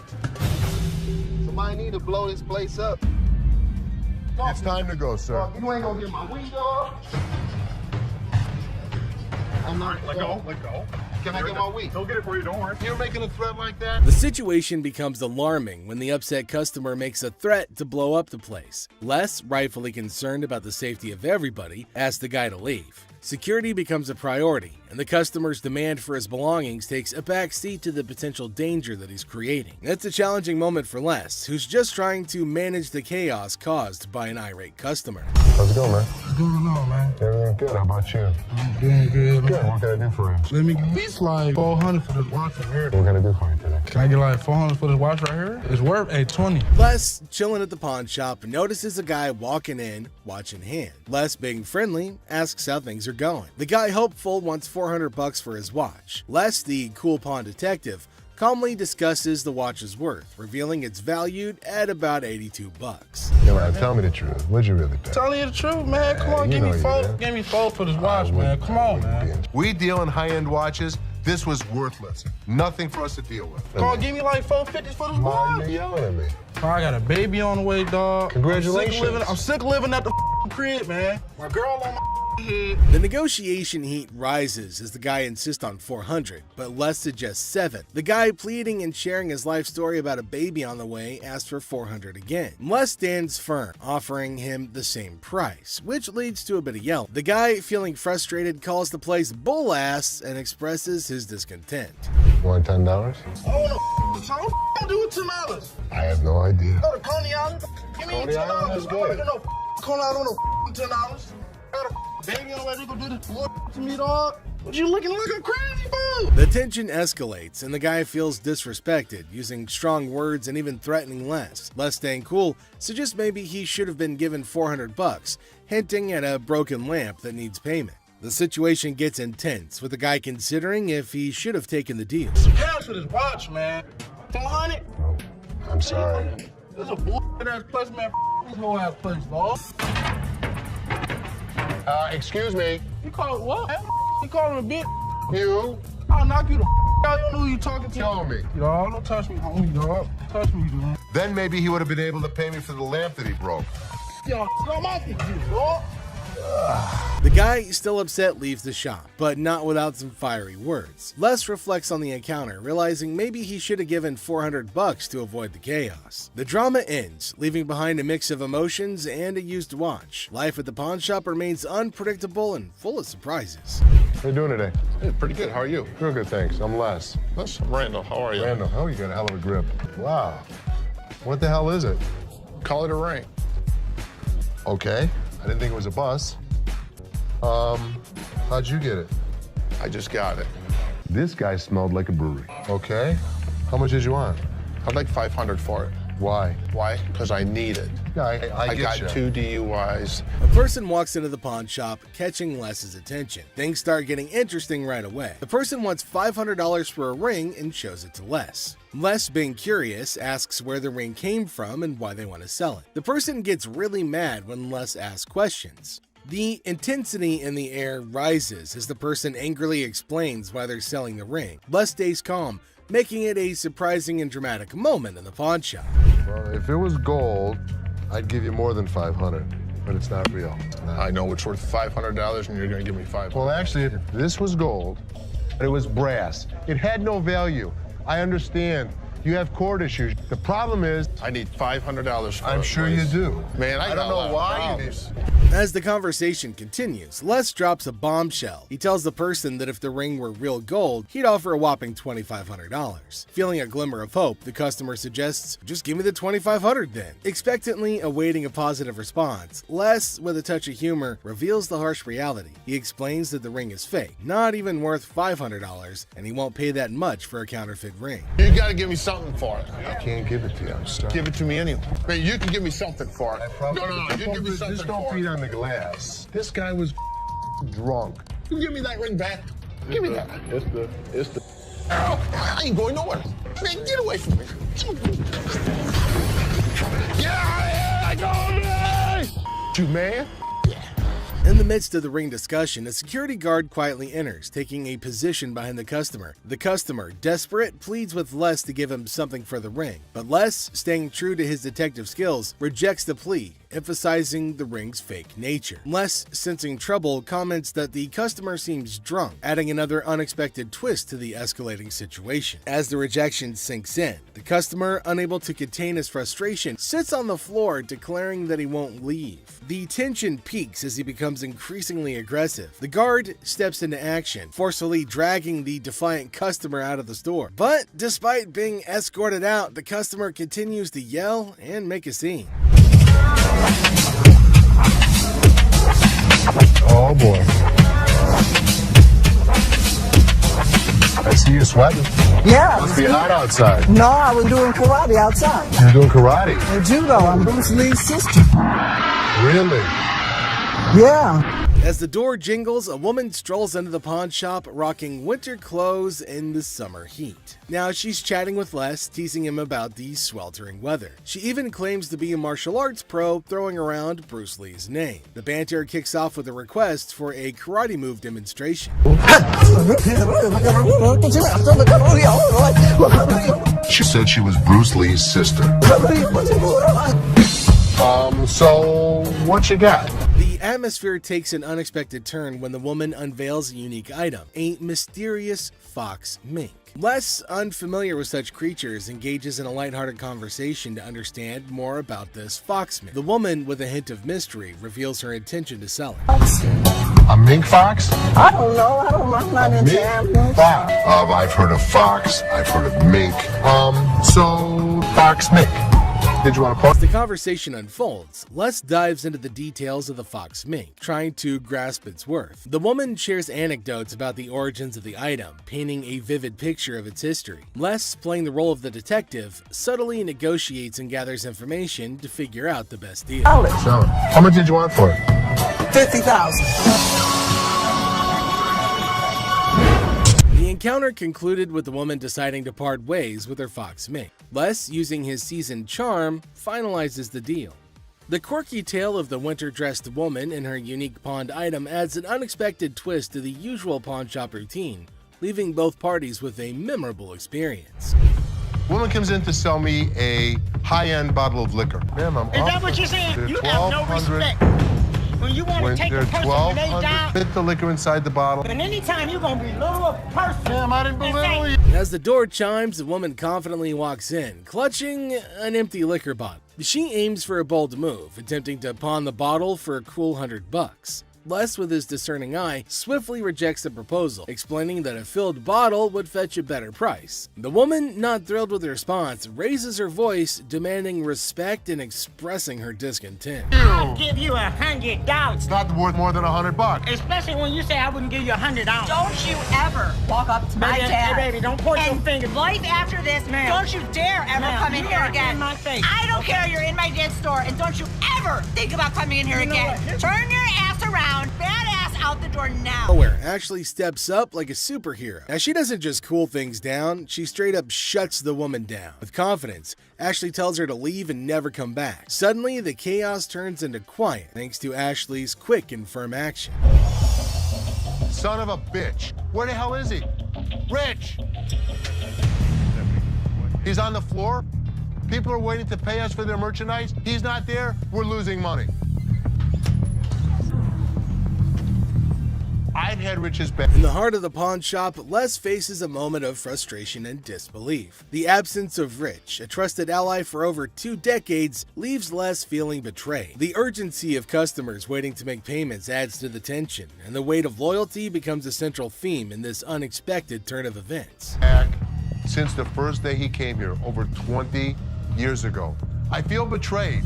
Didn't I just have an employee meeting to tell everybody that they need to step up on their game? I'm watching you and Bobby J talk to these 2 girls. You're out there trying to sweet talk them, trying to bullshit with them. I'm looking for you in layaway. Where the hell are you? I gotta sit in layaway all day long and just wait for something to happen. As the minutes tick away, the atmosphere inside the pawn shop grows more intense. Les reflects on his long-standing support for Rich, highlighting his sense of loyalty that spans a quarter-century. He recalls a recent employee meeting where he emphasized the need for everyone to step up their game. Disappointment and frustration seep into his words as he confronts the situation, a pawn shop mystery intertwined with personal and professional loyalties.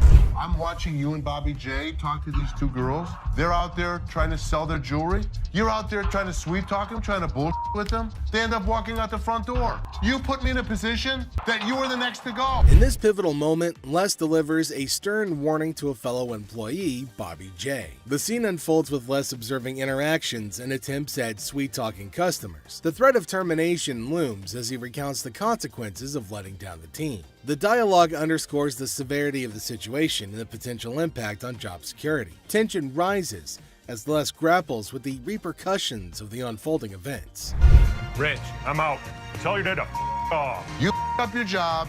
As the confrontation escalates, Les draws a line in the sand. The ultimatum is clear: compliance or termination. The final seconds capture the raw emotion and frustration of a loyal employee who feels unappreciated and misunderstood. He knew he was in trouble once we walked through that door. Joe, did you steal from me? Tell me the truth.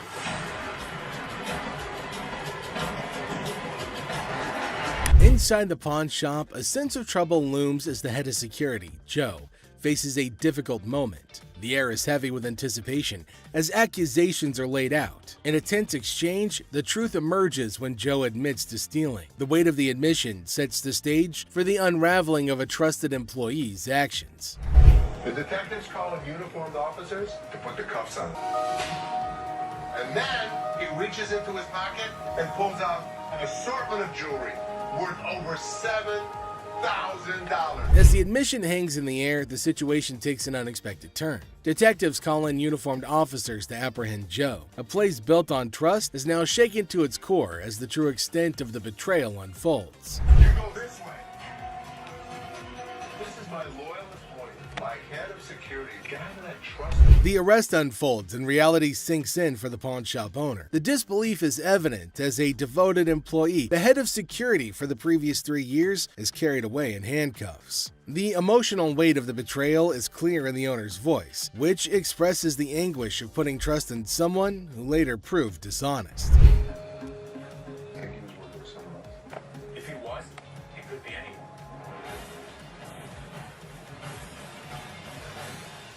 As the scene unfolds, questions linger in the air. The owner ponders the possibility of Joe working with someone else, leaving the situation shrouded in uncertainty. The aftermath of the betrayal raises concerns about potential accomplices and adds another layer to the unfolding drama. The final seconds leave the audience in suspense, contemplating the true extent of the security guard's actions.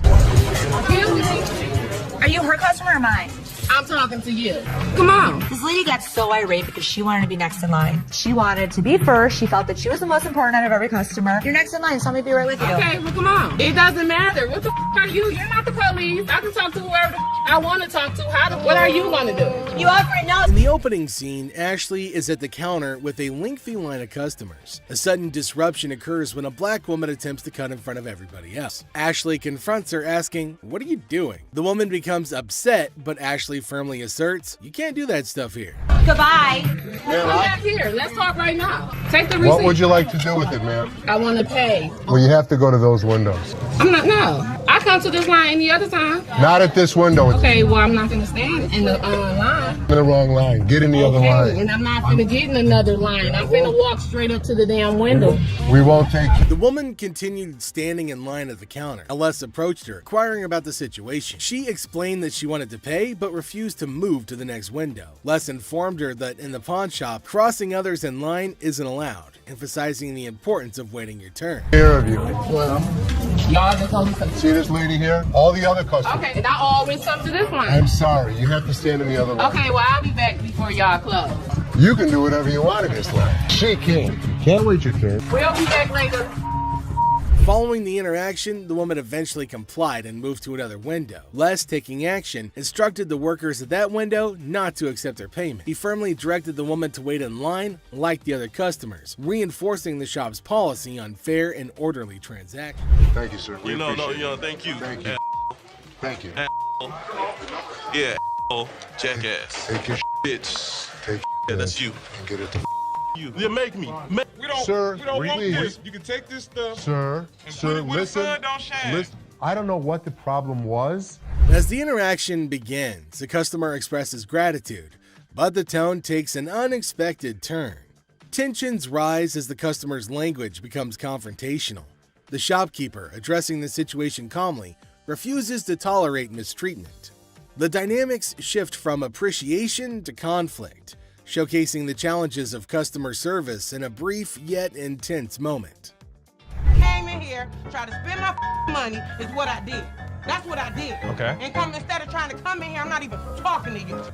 I need a liver transplant. Why? Seriously? They didn't even look at these cards. Sour Patch Kids. The narrative unfolds with the arrival of another customer, visibly intoxicated. The shopkeeper navigates the encounter with a mix of tolerance and assertiveness. The customer attempts to engage in banter, revealing signs of alcohol influence.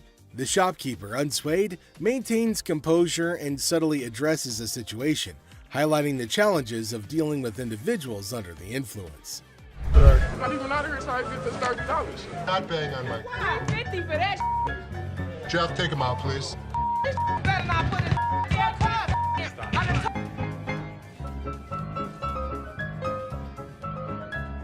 How would you? Man, what the?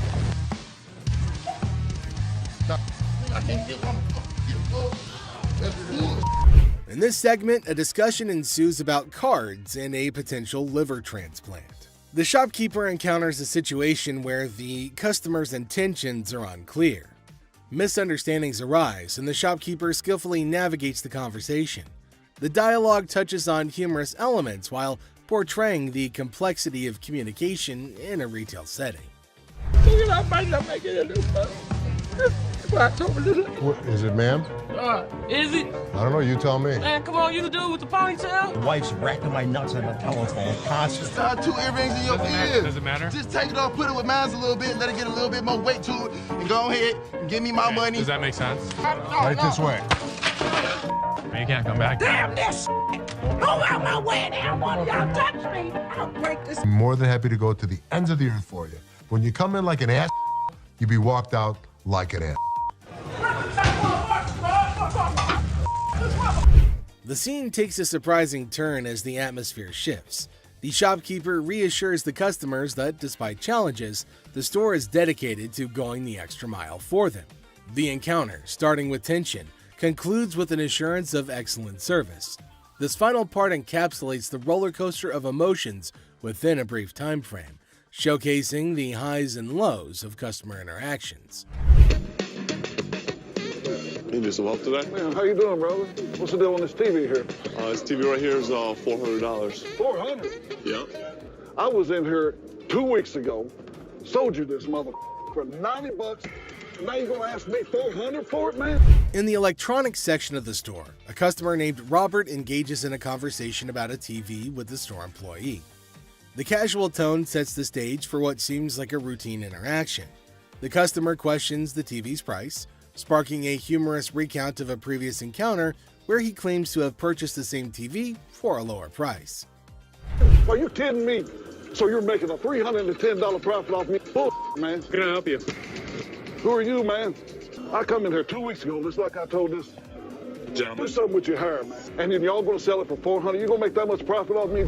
As the dialogue unfolds, the customer expresses dissatisfaction with the marked up price, claiming the store will profit significantly from his purchase. A manager steps in, attempting to resolve the situation.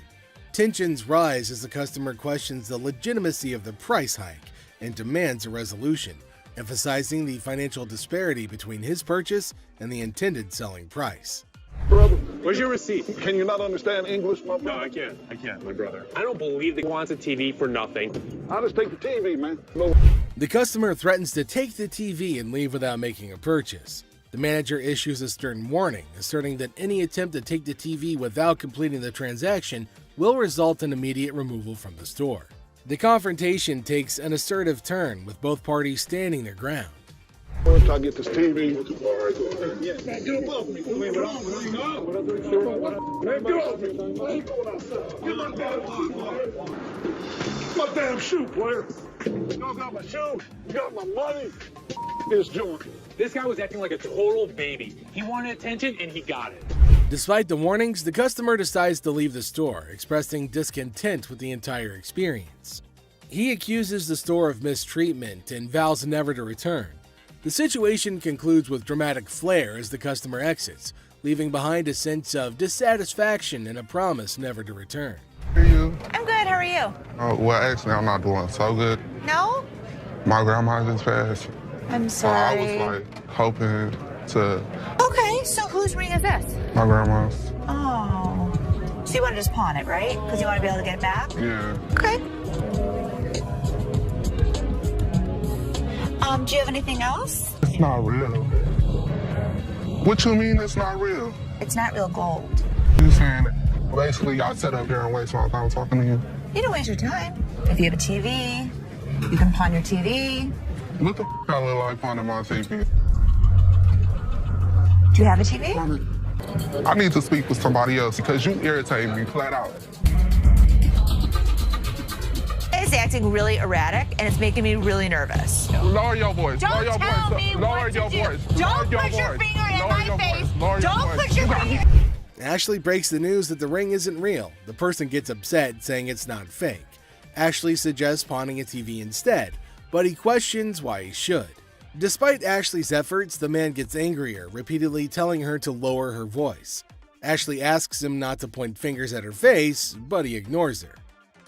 I I'm trying to help you solve Like the this, issue. lower your voice. The next thing I know, this guy snapped. Lower Don't your tell voice. me Lower what your to do. voice. Don't Lower put your your voice. finger. You got me up. No, let's go. Yeah, get up. Let me go. Let me go. On the ground. On the ground. On the ground, mother. Next up, we've got this episode where a heavily muscled individual made his way over to meet Les to complain about equipment he got from the store that got busted. Somebody bought this. This piece of junk I bought in here just a couple days ago don't work now. It's broken. What is it? Little ab lounger I bought here, man. Workout. In the midst of the pawn shop's hustle, a burly customer approaches Les with a complaint. He's upset about a busted piece of exercise equipment, an AB lounger purchased just days ago. Les, sticking to the store policy, explains that they can only provide an exchange, not a cash refund. Tensions rise as the customer vehemently rejects the idea of an exchange, demanding his money back. They can only hand over another item in place of the faulty one. If you had the receipt, I could give you an exchange. I could give you I something. don't want an exchange because it's probably going to be some again. How about you just get my money? As the disagreement escalates, the customer insists on a cash refund, dismissing the option of another item. Les faces a dilemma, stuck between policy and customer satisfaction. The clash intensifies as the customer becomes forceful in his demand for a monetary refund, setting the stage for a heated confrontation. Les could match him word for word without fear. Better be some money. Or what? Or what? There's going to be a problem. How about What that? kind of... Les, accompanied by his trusty companion Byron the Snuggle Bear, stands his ground. The customer challenges Les with threats of problems if he doesn't comply. Unfazed, Les maintains his position, asserting that the store's policy is non-negotiable. The heir becomes charged with confrontation as both parties refuse to back down. I don't need you. As things got super heated between Les and the customer, Byron tried to step in to calm the man down.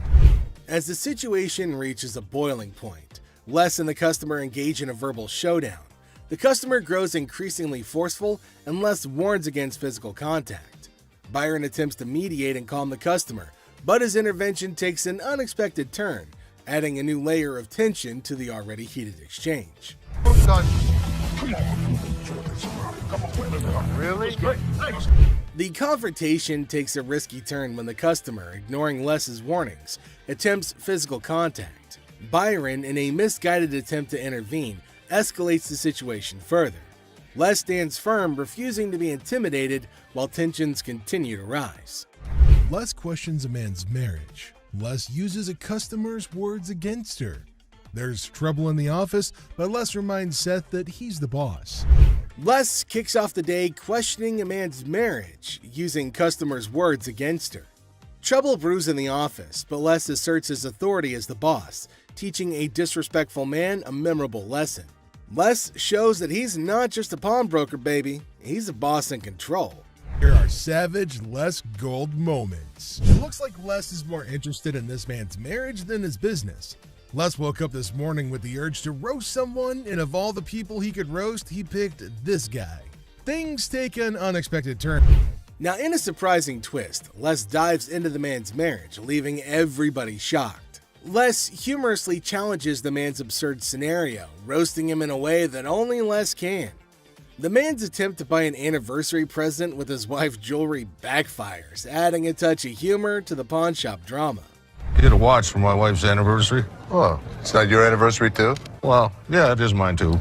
How many years you been together? 25 years. Oh, okay. How many good ones? So how did you get these? Well, we were going through some of her jewelry. She said, this belonged to my grandmother. They're not real. Les posts a customer's watch request, questioning the authenticity of the jewelry. Unfazed, Les detects the fake and confronts the customer's peculiar anniversary gift plan. The customer tries to defend himself, but Les, in his signature style, keeps it real and uncovers the truth behind the fake jewelry. But hold on a second. How come the old man wants to buy his wife an anniversary present with her own jewelry? That is one hell of a ridiculous scenario. What this man could have done at this moment is leave. But nope, some of these customers love to start drama. This is older than both of us. It probably is. But it was fake when it was made, and it's still fake. Les faces a customer who crosses the line, insulting his family. For the first time, Les takes matters into his own hands, delivering a stern warning. The tension rises as Les draws the line, showcasing a side of him that won't tolerate disrespect towards his loved ones. Man? Okay, I've seen your wife.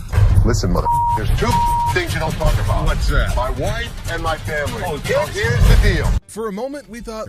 Two of you. Here's the deal. Get out of here, two of you. I'll hurt you guys so bad. Sure you will. Better get in front. Sure you will. In a final showdown, Les lays down the law. With no patience left, he kicks the disrespectful customers out, warning them of dire consequences if they return.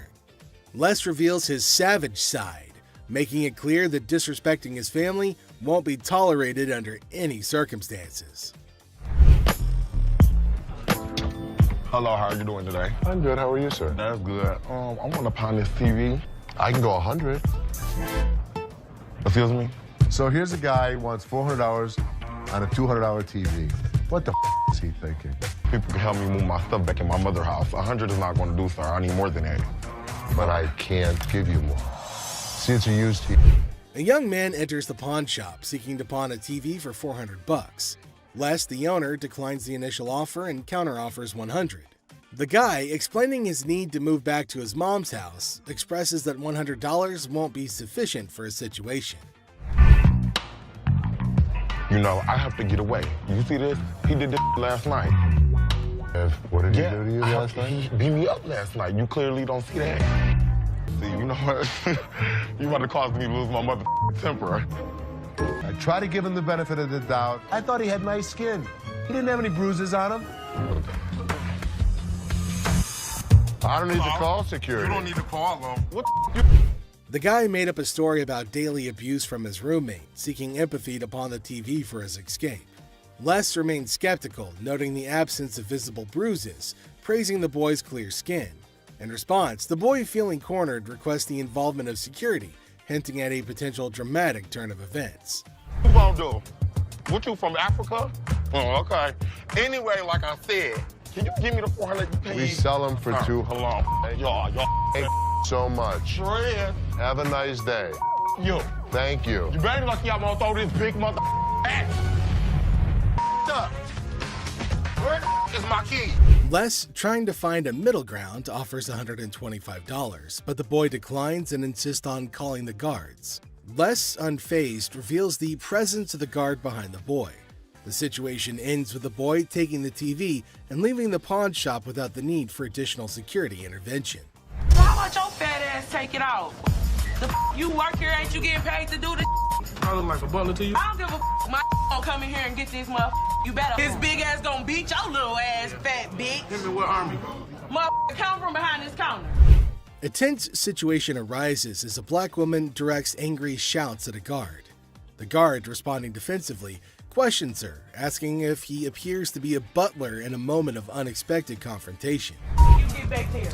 Your big ass on my way. Get this motherfucking speaker and take it outside. You want me to stop? Take the You brought it in. You're gonna take it out. So take it out. I'm not picking that up Then and you're taking it leaving it outside. Y'all can get your old ass Take out. your ass out of here. I'm What's gonna your take bitch ass out of here, y'all. You're not going to come in threatening my employees. Who gonna bring it outside? Despite Seth's efforts to intervene, the black woman continues her relentless shouting. Even another guard struggles to remove her. Suddenly, she notices Les, the owner, standing behind her. In an unexpected turn, she bursts into laughter and mockingly tells Les to leave. Yo, big ass, you can grab that bitch too, ogre. Motherfucking big ass, Shrek ass following behind me. We will give you the respect and the decency you deserve, but when you're threatening my family, we throw you out of here. Bitches, for life. Taking matters into her own hands, the woman starts leaving, dubbing the guards as Shrek on her way out. The situation takes an unexpected and humorous turn as she adds a touch of sass to her departure. Let's take a look at it. All right. I'm here with my man, and we got in a big argument, and he left me, so I need to He get left back you home. here? To Hawaii. Oh, really? Where about? Honolulu. Oh, okay. Got a ride from my cousin, so you gotta hurry up. There came a woman at Ashley's counter to sell her chain. Now Ashley's looking at her chain to see whether it's worthy enough or not. She's asking Ashley to hurry up as she has to leave earlier as her spouse has left her alone here. Really? How much did you need? I was just trying to knot this for you to be nice, but 600. What up with that? I got this from one of my aunts in Africa. This is $600. Oh, do you know what it is? It's actually a Tahitian pearl. No, this is from Africa. This is an African pearl. Ashley asked her how much she wanted for her jewelry. Now, the woman said $600, which is a lot more than Ashley was willing to spend, since Ashley said that it's not an African stone, but the woman was arguing that it was. 600. My ticket cost $600. That's how much I need. Do you have anything else? No. Excuse me? No. Ashley told her that they're not African pearls, so it's not worth $600, but far less. It was at this point that the woman started acting rude. Ashley got shocked at her stupidity and rude behavior. Eventually, she started behaving really bad as Ashley got angrier. What's gonna happen next? 600 or not? You can't get 600 on this. Okay. And also, don't call me a bitch. So you mean to tell me that this ain't worth a mother thing? That's not what I said. It could be worth something. Okay, can I get $5.99? No. Some kind of problem? Okay. Exactly. Can I get $600 No, you or can't not? get anything. Okay, I You get can't talk to her like $5.98, this. You can't get- Oh, I can left you now. Bitch, you don't know what I'm not leaving no place. Yes, you are. Oh, no. All right. Oh, yes, What? you are. What are you gonna do? I'll kiss my... Honey, you don't have that kind of money. All right. You. All of y'all. Bitch. If you want some help, talk to us like a human being. Outside. I'm leaving. Aloha. Who the they think they is? Them. Which... Some jewelry for my daughter. Her birthday's in like 2 weeks. For sure. How old is she gonna be? She's gonna be 12. She's gonna be 12. Yep. Do you want a Kleenex? I've got allergies, man. I itch like super bad. I'm not picking it, I promise. Okay. We have a heart one that's really pretty. Can I see it? There came a man to Ashley asking for something to buy for his daughter. Now, he inferred that she's about 12 years old and he wants something interesting for her. But he's constantly picking his nose, which was making Ashley cringe. He's not stopping from doing such cryptic things, but he's constantly doing it in public. Ashley asked him to let her know if there was something he was interested in buying for his daughter. Look at it. How much you want to spend? Like 100, 150, but 75. can I touch it though? That's bull. I was charging him like $75 on this watch just to give him a deal so he didn't have to touch it with his snotty hands. Can I see the sanitizer for a second? Now, the man selected a watch, but Ashley didn't want him to touch anything with his dirty hands. She asked him about his range and he said he wants something under $100, and the watch was $75. The man didn't agree to buy it. Now, Ashley's just getting furious over his silliness. I didn't use sanitizer. Why don't you guys go yourself? I don't even care about the sale anymore. I just want him out of here. Ashley asked him to use sanitizer before touching anything in the shop, but he refused. And this is going to be a very serious problem. They're probably going to have a fight. Ashley got angry and asked him to leave despite no deal. She just wanted him gone. She didn't care for the deal or profit, but just getting him out of the shop. Well, then came the guards who made sure that he left, and Ashley used sanitizer everywhere on everything that he put his hands on. Well, that's it for today, everybody. Thanks for being part of the Hardcore Pawn adventure with us. We hope you like the drama and the surprises. Stay tuned for more pawn shop stories. See you next time.